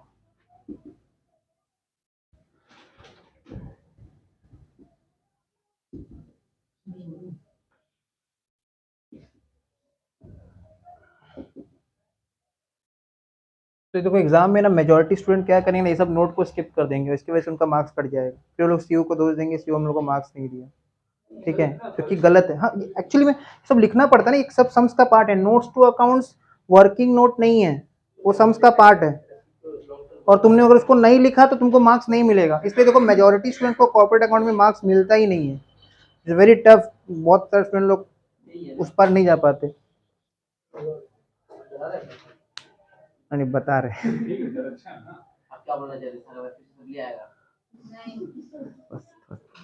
यहाँ तक क्लियर? और एक चीज है, सबसे बड़ा प्रॉब्लम है, अगर तुमको पूरा पेपर आता है तो चैलेंज ये है तुम्हारे पास कि तुम पेपर कंप्लीट कैसे करोगे। टाइम फैक्टर है ना, टाइम का जो लिमिटेशन है वो बहुत बड़ा लिमिटेशन है। मतलब बहुत 3 घंटा कम रहता है।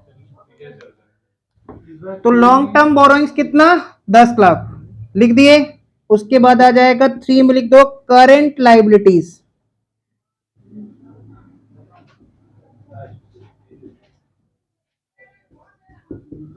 करंट लाइबिलिटीज में आएगा ट्रेड पेएबल्स। ट्रेड पेएबल्स जिसका हम लोग बना देंगे, अगर देखो इसमें डायरेक्टली अगर हो सके, जैसे क्रेडिटर्स खाली दिया तो डायरेक्टली लिख दो, पर क्रेडिटर्स और बिल्स पेबल 2 आइटम दिया है तो नोट बना दो।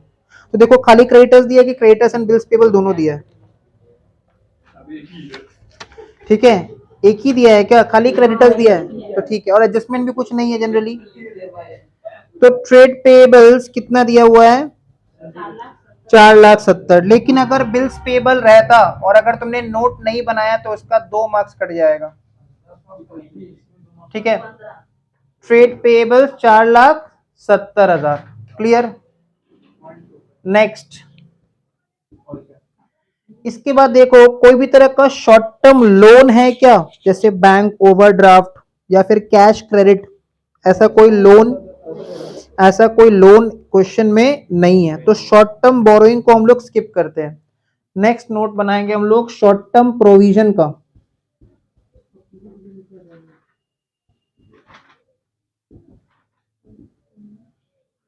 तुम देखो आज का क्लास में वो प्रोविजन फॉर टैक्स का लेजर नहीं बना, एडवांस टैक्स का लेजर नहीं बना और इनकम टैक्स पेबल का लेजर नहीं बना, क्योंकि ऐसा कुछ स्पेशल आइटम जो पिछला सम में था इसमें ऐसा जनरली नहीं है। ना ही पीएफटी का कोई बैलेंस था पहले से ताकि उसमें कुछ एडजस्ट हो सके, ना ही लास्ट ईयर का कोई प्रोविजन हमने क्रिएट किया था, करंट ईयर का इनकम टैक्स डिमांड नहीं दिया हुआ था, ठीक है। तो अकॉर्डिंगली आईटी पेबल वो सब कुछ भी नहीं आया, पर जनरली वो हर साल का सम्स में रहता है। तो शॉर्ट टर्म प्रोविजन का नोट बना देंगे, note number 11।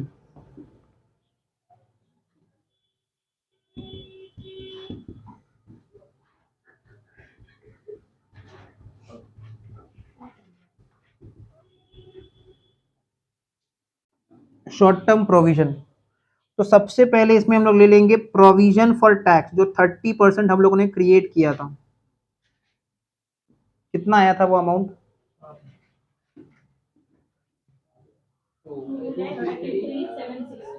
2,33,760 provision for tax जो हम लोगों ने क्रिएट किया था। नेक्स्ट आइटम इसमें हम लोग ले लेंगे प्रपोज्ड डिविडेंड, जो कंपनी डिक्लेयर तो किया है बट अभी तक पे नहीं किया। Proposed dividend 3 lakh. Company interim dividend declare करके पे भी कर दिया, इसलिए अब वो लाइबिलिटी में नहीं आएगा, बट प्रपोज डिविडेंड डिक्लेयर किया है, पे नहीं किया है, इसलिए वो लाइबिलिटी में आएगा। और इसके अलावा डिविडेंड के ऊपर जो इस डिविडेंड के ऊपर 3 लाख के ऊपर जो हम लोगों ने अलग से निकाला था कॉर्पोरेट डिविडेंड टैक्स, कॉर्पोरेट नहीं, कॉर्पोरेट डिविडेंड टैक्स, जितना टैक्स बनता है 3 लाख के ऊपर, मतलब 3 लाख का 19.994%, 1 लाख के ऊपर तो पे हो चुका है, यही था ना 19.994 था। कितना आ रहा है? 59,982। और कुछ प्रोविजन प्रोविजन और कुछ नहीं आएगा। हाँ, प्रोविजन फॉर डेप्रिसिएशन भी आएगा, तो उसको हम लोग को दिखाना पड़ेगा। यहाँ पे प्रोविजन फॉर डेप्रिसिएशन भी दिया हुआ है सब में, जैसा सब में दिया वैसे ही करेंगे। प्रोविजन फॉर डेप्रिसिएशन दिया हुआ है तो उसके लिए अकॉर्डिंगली थोड़ा स्पेस लगेगा, ऐसे लिख दो प्रोविजन फॉर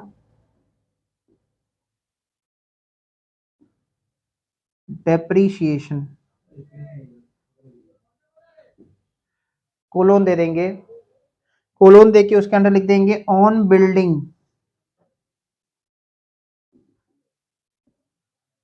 तो जैसा ट्रायल बैलेंस में दिया हुआ है ना उसके अकॉर्डिंगली कर रहे हैं, मतलब एसेट से डेप्रिसिएशन लेस नहीं करेंगे, ठीक है। तो ऑन बिल्डिंग देखो, ऑलरेडी एक्यूमुलेटेड डेप्रिसिएशन कितना था?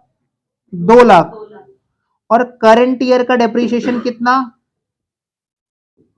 करंट ईयर का बिल्डिंग का डेप्रिसिएशन कितना आया था? 40,000। तो बिल्डिंग के ऊपर प्रोविजन फॉर डेप्रिसिएशन का बैलेंस कितना रहेगा? 2,40,000। ये हम लोग निकाल लिया ऑन बिल्डिंग। फिर लिख देंगे on plant and machinery, on plant and machinery के ऊपर प्रोविजन फॉर डेप्रिसिएशन का बैलेंस था 5 लाख, और करंट ईयर का डेप्रिसिएशन कितना आया? 2 लाख, तो कुल मिला के 7 लाख।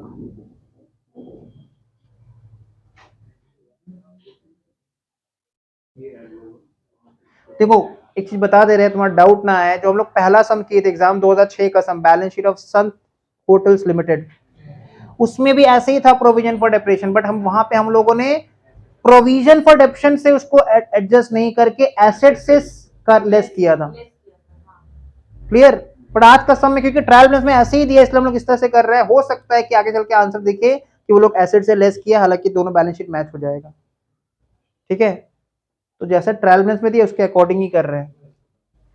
ऑन प्लांट और फिर on furniture,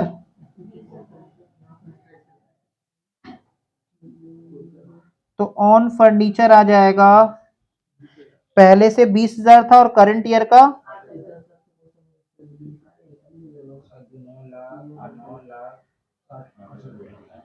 that is 28,000।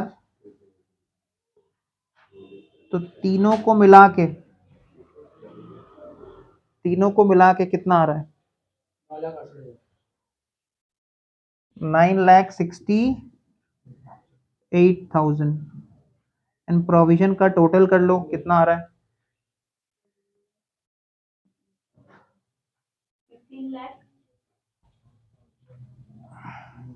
51,742।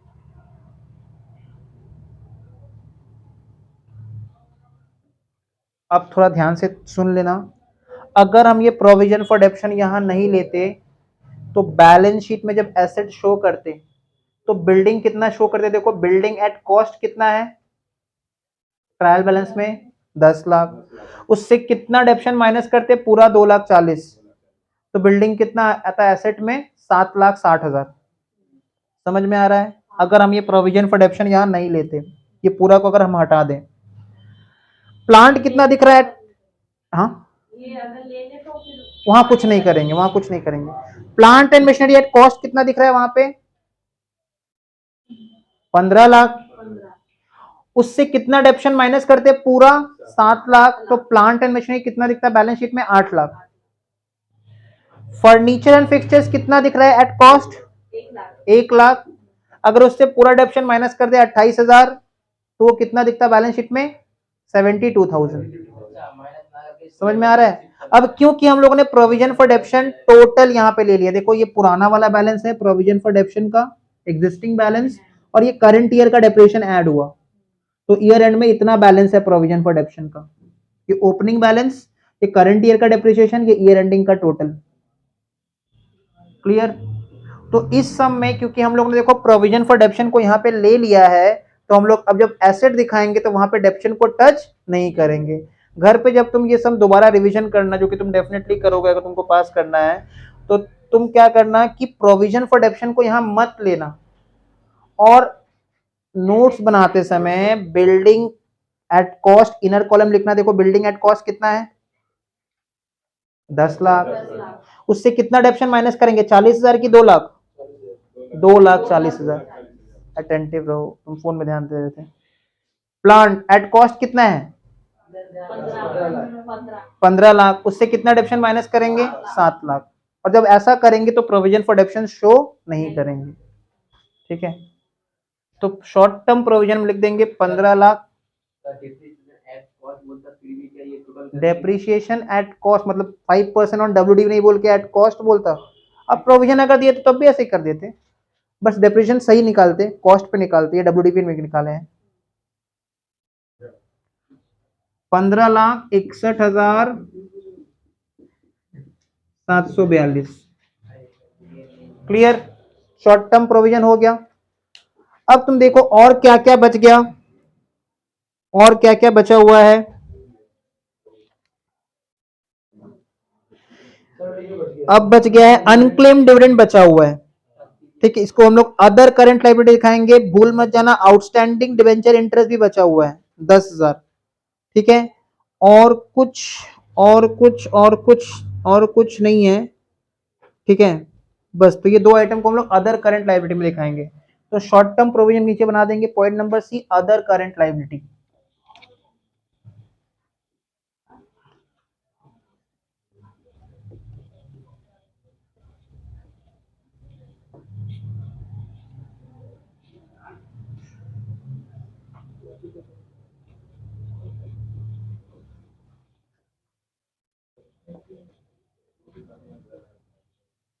Other current liabilities,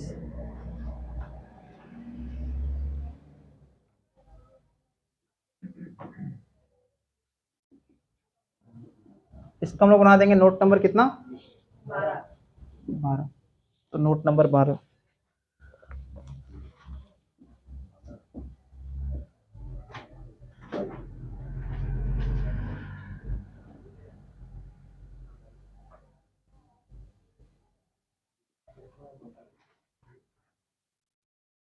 तो अदर करंट लाइबिलिटी में देखो क्या क्या आएगा। एक आ जाएगा वो unclaimed dividend, unclaimed dividend liability है ना कंपनी के लिए, जिस कंपनी पे करना चाहता है बट लेने वाला अवेलेबल नहीं है, फिर वो पैसा 6 महीने बाद इन्वेस्टर को एजुकेट करने के लिए यूज किया जाता है, इन्वेस्टर एजुकेशन प्रोटेक्शन फंड में, आईईपीएफ में। नहीं, वो कंपनी वो पैसा यूज नहीं कर सकता, वो ऐसे इन्वेस्टर्स को एजुकेट करने में हेल्प करेंगे जो लोग प्रोस्पेक्टिव इन्वेस्टर आगे चल के इन्वेस्टर बन सकते हैं। जैसे सेमिनार कंडक्ट करवाता है तो खर्चा है ना इन सब में, तो पैसा कहाँ से आता है, यही सब पैसा रहता है। जिसका कोई नहीं उसका कंपनीज एक्ट है, ठीक है। आईईपीएफ अनक्लेम डिविडेंड कितना दिया हुआ है, 12,000।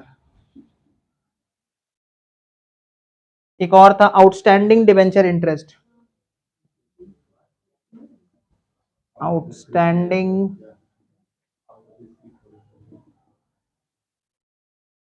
इंटरेस्ट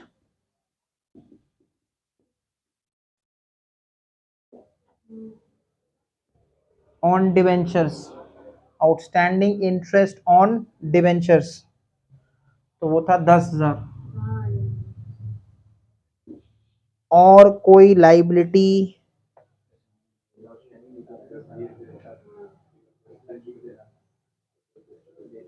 बस और कोई लाइबिलिटी है नहीं।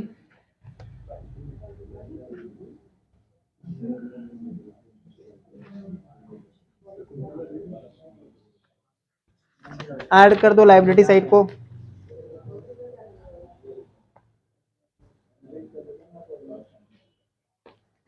लाइबिलिटी साइड को ऐड कर दो, देखो कितना आ रहा है। बुक से देखो मैच नहीं करेगा क्योंकि हम लोग क्या किए हैं, शॉर्ट टर्म प्रोविजन में ही प्रोविजन फॉर डेप्शन को जोड़ के लिए है, ठीक है। तो बैलेंस शीट का टोटल कर देते हैं, कितना आ रहा है, 63,32,200, 63,32,206। ये आ गया हम लोग का बैलेंस शीट का लाइबिलिटी साइड का टोटल, ठीक है। अब लाइबिलिटी साइड के नीचे हम लोग लिखेंगे एसेट्स, लाइबिलिटीज के नीचे हम लोग लिखेंगे एसेट्स,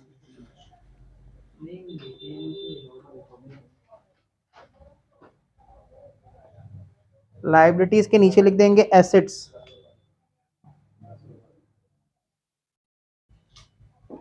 एसेट्स में लिखेंगे नॉन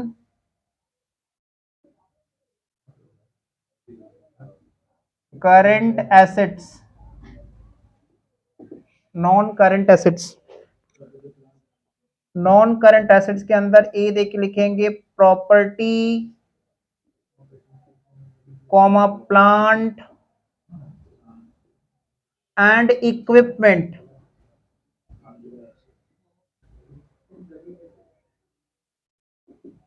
इसके अंदर में आ जाएगा टैंजिबल एसेट्स, जिसका बनेगा नोट नंबर कितना,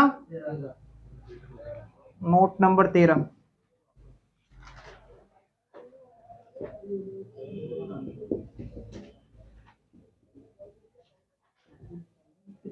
अब क्योंकि हम लोग ऑलरेडी डेप्रिसिएशन को शॉर्ट टर्म प्रोविजन के अंदर दिखा चुके हैं, तो एसेट से डेप्रिसिएशन को टच नहीं करेंगे, बस सीधा लिखते चलेंगे। जैसे पहले बताओ लैंड कितना दिया हुआ है,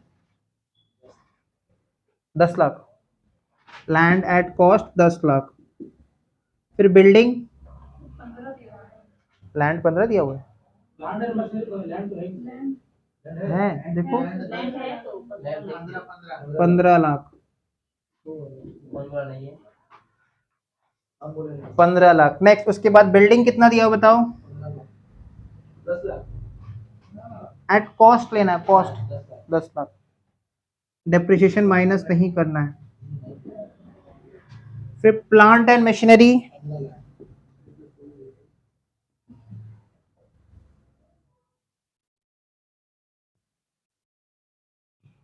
15,00,000।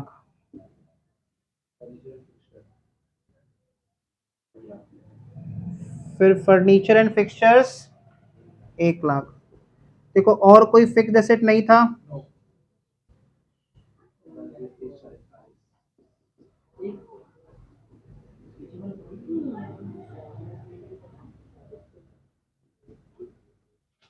तो टोटल कितना आ रहा है?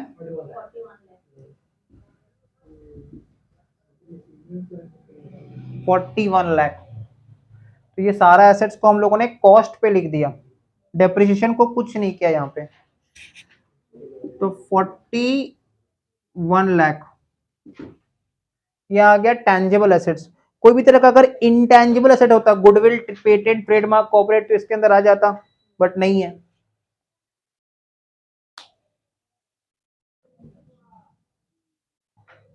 नेक्स्ट,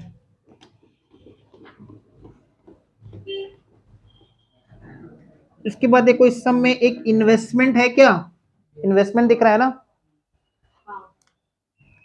उसका कोई परसेंटेज कुछ दिया है, रेट ऑफ इंटरेस्ट कुछ दिया है इसके सामने? तो सीधा लिख दो नॉन करेंट इन्वेस्टमेंट।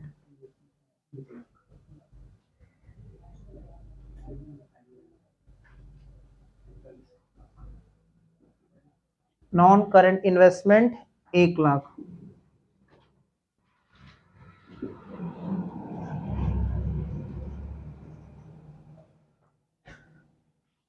नेक्स्ट 2 में आ जाएगा करेंट एसेट्स।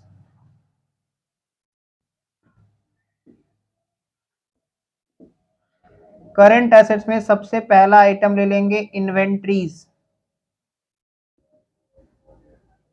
जिसमें क्लोजिंग स्टॉक आता है जो कि दिया हुआ है 7,50,000, एडजस्टमेंट नंबर 1 में डायरेक्ट लिख देंगे।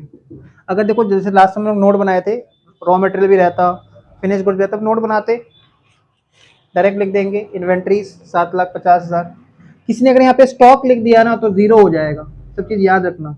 किसी ने यहाँ पे फिक्स्ड एसेट लिख दिया तो जीरो हो जाएगा, ठीक है। हाँ, क्लोजिंग क्लोजिंग क्या लिखना है उस पर ध्यान रखना है। क्लियर? बहुत लोग लिखेंगे यहाँ पे नॉन करंट एसेट नहीं लिखे, फिक्स्ड एसेट लिखेंगे, तुमको सबको इग्नोर करना है।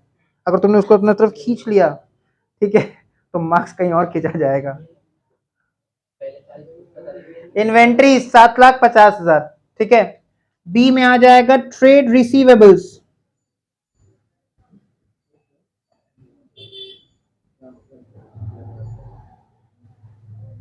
ट्रेड रिसीव में देखो जनरली 2 आइटम आता है, डेटर्स और बिल्स रिसीवेबल। क्या क्या हो सकता है इसमें? डेटर्स और बिल्स रिसीवेबल रहता तो नोट बना के लिखते, पहला बात, बट सिर्फ डेटर्स है। और सुन लो, डेटर्स से अगर बैड डेट कुछ रहता, इनकेस अगर रहता है एडजस्टमेंट, तो लेस करके दिखाते नोट्स में। प्रोविजन फॉर बैड डेट रहता तो डेटर्स से पहले बैड डेट लेस होता है, फिर जो डेटर बच जाता है रिमेनिंग डेटर, उसके ऊपर प्रोविजन कैलकुलेट करते हैं 10%, 5%। और क्या हो सकता है? डेटर से बैड डेट लेस करते हैं, फिर जो रिमेनिंग डेटर होता है उसके ऊपर प्रोविजन कैलकुलेट करते हैं। और क्या हो सकता है? मान लो क्वेश्चन ऐसा बोलेगा, ऑफ द डेटर्स, एडजस्टमेंट वाला, एडजस्टमेंट में से बोल सकता है, of the debtors comma 50,000 is due for more than 6 months. ये एडजस्टमेंट में आ सकता है। मतलब जो हमारा टोटल डेटर्स है, मान लो हमारा टोटल डेटर्स 1.5 लाख रुपया है, जिसमें से 50,000 का डेटर कितना महीने से ज्यादा से ड्यू है? 6 महीना। तो उनको क्या करना है? नोट बनाना है जरूर से। इसका एडजस्टमेंट क्या होगा? अगर मान लो ये एडजस्टमेंट में आ गया, इसका कुछ नहीं करना, बस इसका इतना ही करना है, तुमको इसको नोट बनाना है। 1.5 लाख का डेटर में से 50,000 को अलग कर देना है, भेदभाव, ठीक है। तो जो 50,000 का डेटर है उसको हम लोग सामने क्या लिखेंगे नोट में? Debtors due for more than 6 months, और रुपीस कितना? 50,000। और उसके नीचे लिख देंगे अदर डेटर्स कितना, बस इतना ही कर देना है। समझ में? इसका कोई एडजस्टमेंट किसी से ऐड किसी से लेस कुछ नहीं। मतलब कंपनीज एक्ट बोलता है कि जो डेटर 6 महीने से ज्यादा ड्यू हो रखा है उससे पैसा मिलने का चांसेस बहुत कम होते जा रहा है, तो उसको थोड़ा अलग दिखाओ और अदर डेटर्स को अलग दिखाओ। तो अगर एग्जाम में ऐसा एडजस्टमेंट आता है कि ऑफ द डेटर्स इतना is due for more than 6 months, तो जो नोट्स में इसका ट्रीटमेंट का होगा, नोट्स में दिखाएंगे debtors due for more than 6 months, और बाद में डेटर्स को अदर डेटर्स, बस इतना ही करना है। बस बस पूरा 1.5 लाख ही आएगा। नोट्स में बस तुमको तोड़ के दिखा देना है, थोड़ा सा भेदभाव करना है, ठीक है। तो एक एग्जाम में ऐसा आ सकता है। यहाँ देखो ऐसा कुछ भी नहीं है, सिर्फ डेटर्स है, तो हम लोग डायरेक्टली लिख देंगे ट्रेड रिसीवेबल्स। कोई adjustment provision for bad debt bad debt कुछ भी नहीं है, तो डायरेक्टली लिख देंगे। कितना है debtors? 8,50,000।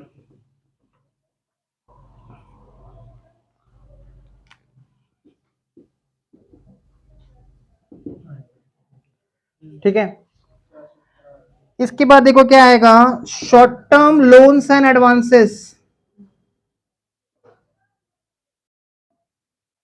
Short term loans and advances, देखो एक टीडीएस कट गया था हमारा इनकम के ऊपर, 600 रुपया। तो तुम सरकार को टीडीएस अगर कटा है तो पहले ही सरकार हमसे टैक्स काट लिया है, तो मतलब हमने टैक्स काइंड ऑफ एडवांस में पे कर दिया है, तो short term loans and advances के अंदर आएगा, जिसका बनाएंगे नोट नंबर 14। देख लो और भी कोई भी तरह का प्रीपेड एक्सपेंस ऐसा कुछ है क्या क्वेश्चन में? कोई भी तरह का प्रीपेड एक्सपेंस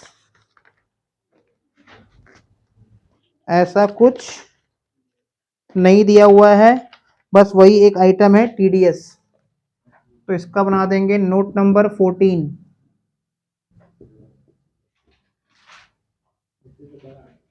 वो सम्स का ही पार्ट है, नोट्स टू अकाउंट सम्स का पार्ट है, notes to account working notes नहीं है। इस समय देखो एक भी वर्किंग नोट नहीं बना, मतलब ये सम्स विदाउट वर्किंग नोट है, सिर्फ सम्स बना रहे, वर्किंग नोट नहीं बना रहे। कितना छोटा सम्स है कि नहीं? Short term loans and advances, तो इसके अंदर आ जाएगा वो टीडीएस।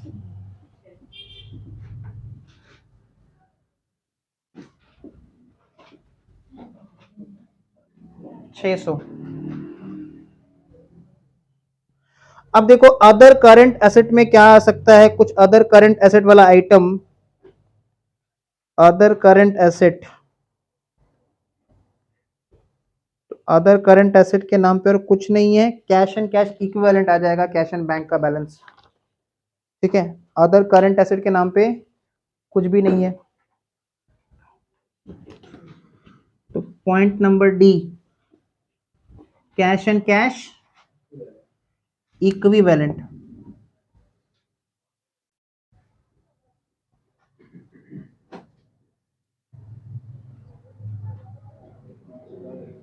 कितना?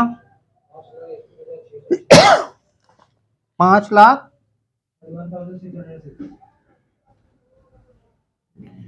और कुछ नहीं है। देखो ऐड कर दो, टोटल कर दो, तो टोटल आ रहा है कितना? 63,32,206। तो ये हम लोग का एग्जाम 2016 का सम्स हो गया कंप्लीट। अब देखो इसके पीछे जो सम्स दिया एग्जाम 2015 का सम होमवर्क,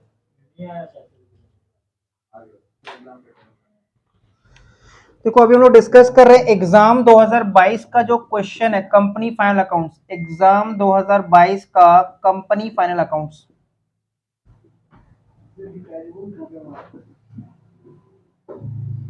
अतुल लिमिटेड, तो ये क्वेश्चन तुम लोग को सॉल्व करना है घर पे, आज होमवर्क। लिखा है the following is the trial balance of Atul limited as on 31 March 2022। Purchase, ध्यान से देखते रहना, सारा फिगर्स पता है कि नहीं। Purchase of stock in trade में जाता है, ठीक है।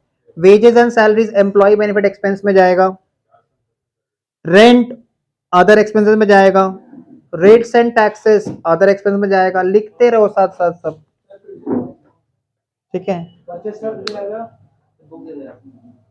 एक पेन देना हमको,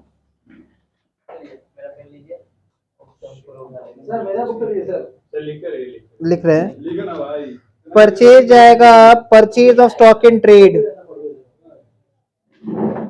परचेज जाता है purchase of stock in trade. Wages and salary जाएगा एम्प्लॉय बेनिफिट एक्सपेंस, रेंट जाता है other expenses, rates and taxes जाएगा other expenses, selling and distribution expenses जाएगा अदर एक्सपेंसेस, डायरेक्टर्स फीस जाएगा अदर एक्सपेंसेस, बैड डेट जाएगा other expenses, interest on term loan जाएगा finance cost, FC मतलब finance cost, land factory building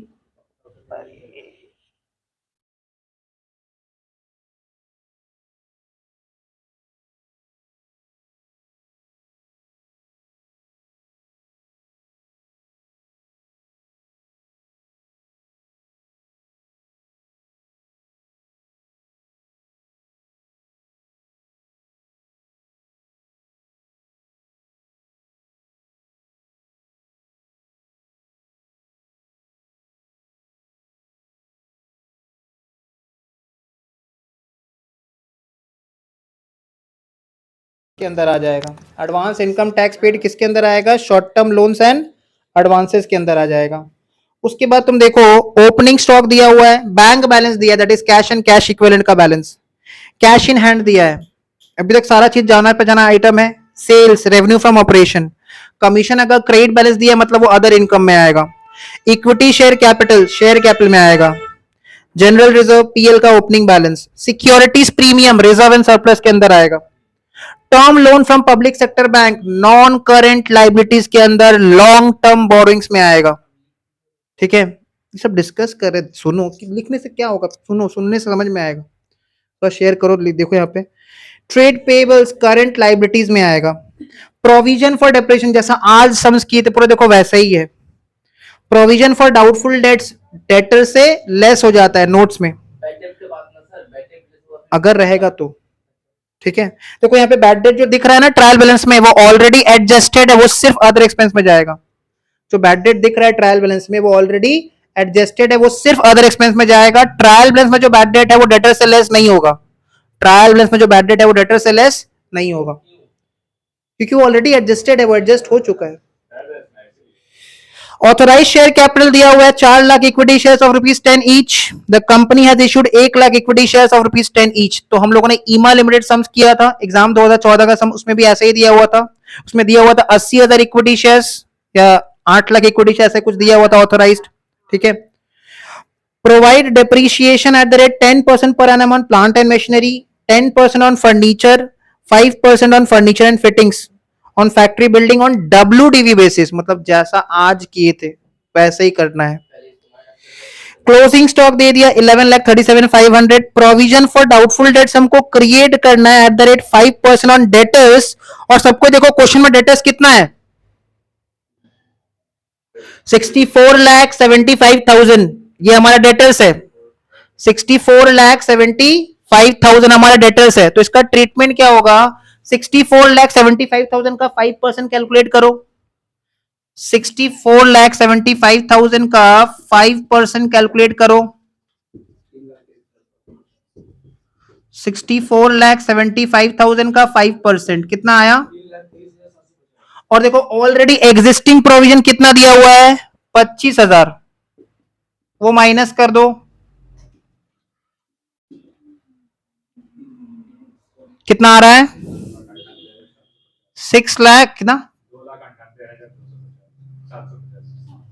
तो हम लोग other expense में जब प्रोविजन दिखाएंगे ना तो 2,98,750 दिखाएंगे, याद रहेगा। पहले हमने प्रोविजन क्रिएट किया 5% डेटर्स के ऊपर, तो जो एग्जिस्टिंग प्रोविजन है वो माइनस हो जाता है अदर एक्सपेंस में। बैलेंस शीट में जब दिखाएंगे, बैलेंस शीट में तो ट्रेड रिसीवेबल्स कैसे दिखाएंगे? डेटर्स कितना है? डेटर्स कितना है? 64,75,000। क्या उससे बैड डेट माइनस होगा? नहीं होगा। सिर्फ प्रोविजन फॉर बैड डेट 5% जो हमने कैलकुलेट किया था, कितना आया था?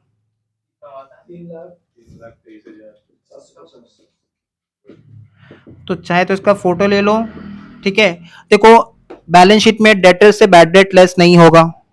ठीक है, प्रोविजन जब हम लोग कैलकुलेट करेंगे अदर एक्सपेंस में तो 5% पहले क्रिएट किए, फिर एग्जिस्टिंग प्रोविजन उससे क्या कर देंगे? माइनस कर देंगे। क्लियर? ये सब छोटा छोटा बात है, याद रखना है। फिर भी डाउट आ जाए तो पूछ लेना। Make a provision 30% for corporate income tax, मतलब जो भी प्रॉफिट बिफोर टैक्स होगा उसका 30%। आज जो डिस्कस किए थे देखो वो एडजस्टमेंट आ गया। Trade receivables of 85,600 are outstanding for more than 6 months। Trade receivables for 85,600 are outstanding for more than 6 months, मतलब ये वो डेटर है जो 6 महीने से ज्यादा ड्यू है, तो हम लोग इस पे प्रोविजन क्रिएट नहीं करेंगे। ठीक है, इस पे हम लोग प्रोविजन क्रिएट नहीं करेंगे। तो हम लोग प्रोविजन क्रिएट करेंगे तो 64,75,000 का डेटर्स में से 85,600 माइनस कर देंगे, कितना आएगा? बता रहे हैं हम, अभी फिर बता रहे हैं, फिर थोड़ा सुनो पहले। ये अदर एक्सपेंस है ना, कितना? ध्यान से सुनना, हड़बड़ मत करना। 63,89,400 ये अदर डेटर्स है, वो अच्छा वाला डेटर है, उसी को तो हम लोग प्रोविजन फॉर बैड डेट उस पर ट्रीट करेंगे। जो डेटर 6 महीने से ज्यादा पुराना हो चुका है वो ऑलमोस्ट बैड डेट हो चुका है, जिसको पैसा देना होता है वो 6 महीने के अंदर दे देता है, और 6 महीने से ऊपर उधार बीच रुका रखा है तो पैसा शायद नहीं मिलेगा, इसलिए उसको हम लोग प्रोविजन क्रिएट नहीं करेंगे उसके ऊपर। अकॉर्डिंगली ये भी चेंज हो जाएगा। बताओ ये कितना होगा?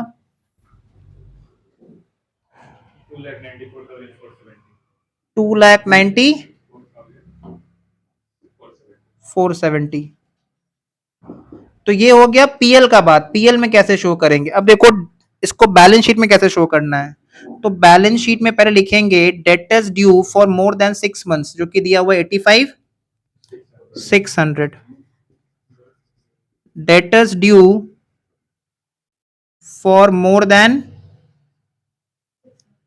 6 मंथ्स 85,600 ना। अब अदर डेटर्स बताओ कितना? ये रहा 63 लाख। अब समझ में आ रहा है? इससे लेस करेंगे provision for bad date eight the rate 5%, जो कि ये वाला फिगर कितना?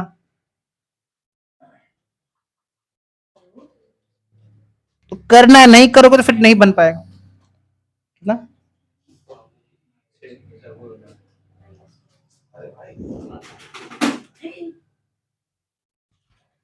पेशेंस रखो, पेशेंस का बहुत कमी है तुम लोग के अंदर। कितना?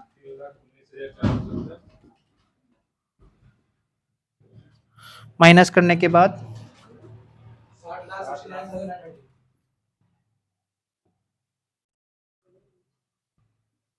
फाइनली जब डेटर्स दिखाएंगे तो इन दोनों को ऐड कर देंगे 61 लाख।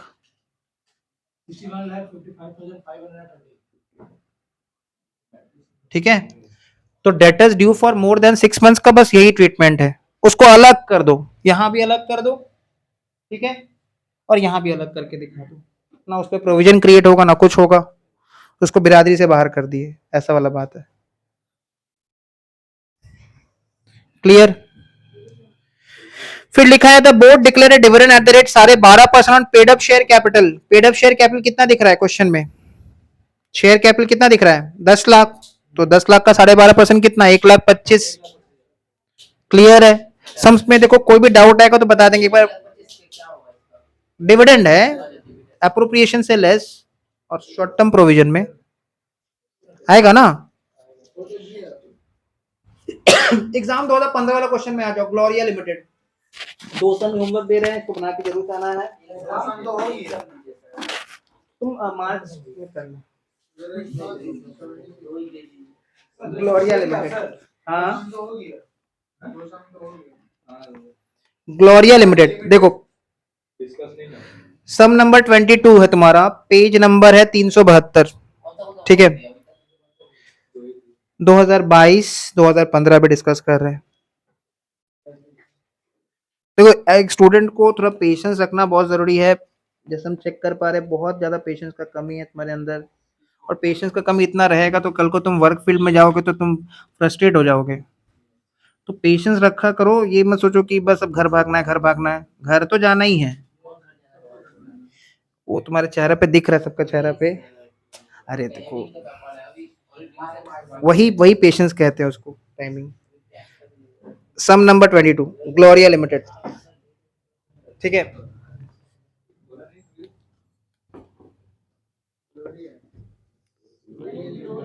ठीक है, ये 2 समाज क्या जरूर बनाना है।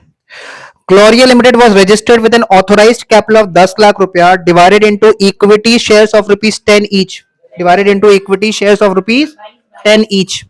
ठीक है, of which 40,000 shares has been issued and fully paid. तो देखो ऑथोराइज्ड कैपिटल 10 लाख रुपया है और कंपनी कितना शेयर इशू कर सकता है उस हिसाब से 1 लाख, बट कंपनी इशू कितना किया 40,000। ठीक है। Opening stock, purchase and sales, returns, जो रिटर्न डेबिट में है वो सेल्स रिटर्न है, जो रिटर्न क्रेडिट में है वो परचेज रिटर्न है। ये सब बेसिक्स हम लोग को पता होना चाहिए। जो डेबिट वाला रिटर्न है वो सेल्स रिटर्न है और जो क्रेडिट वाला रिटर्न है वो परचेज रिटर्न है। मैन्युफैक्चरिंग वेजेस किसके अंदर आएगा? Employee benefit expense. Sundry manufacturing expenses किसके अंदर आना चाहिए बताओ? सन्ड्री मैन्युफैक्चरिंग एक्सपेंसेस किसके अंदर आना चाहिए? Other expense. हेड बताओ, हेड।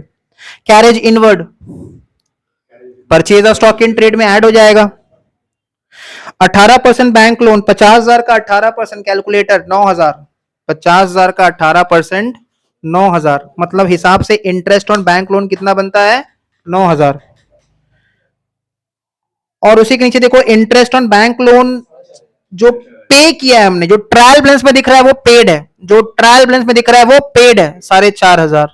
तो इंटरेस्ट ऑन बैंक लोन हिसाब से बनता है 9,000, जिसमें पेड है 4,500, तो आउटस्टैंडिंग है रिमेनिंग 4,500।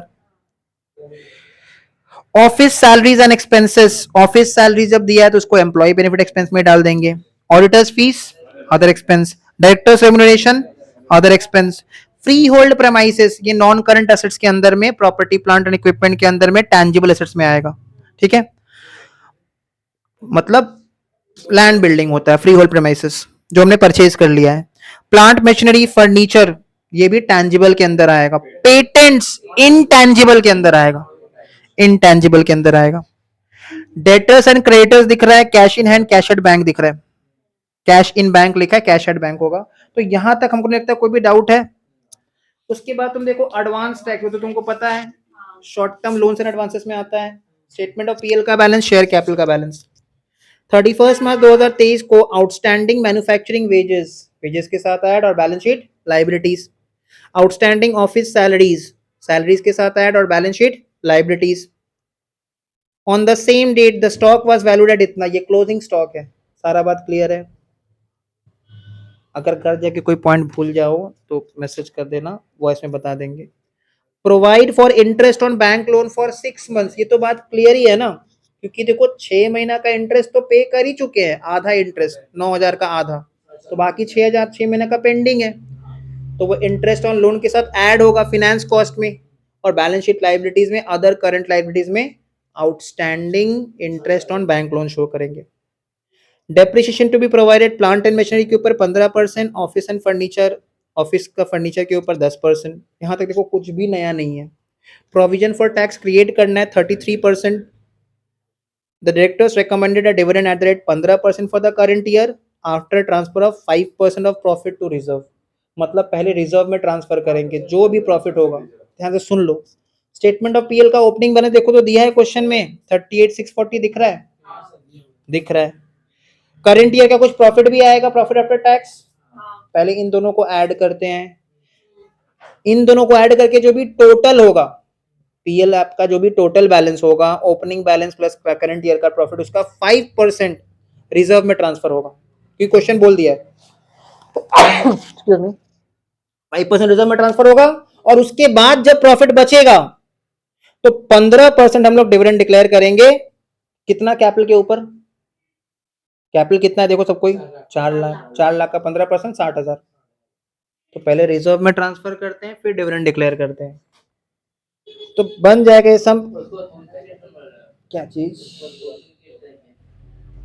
उसके बाद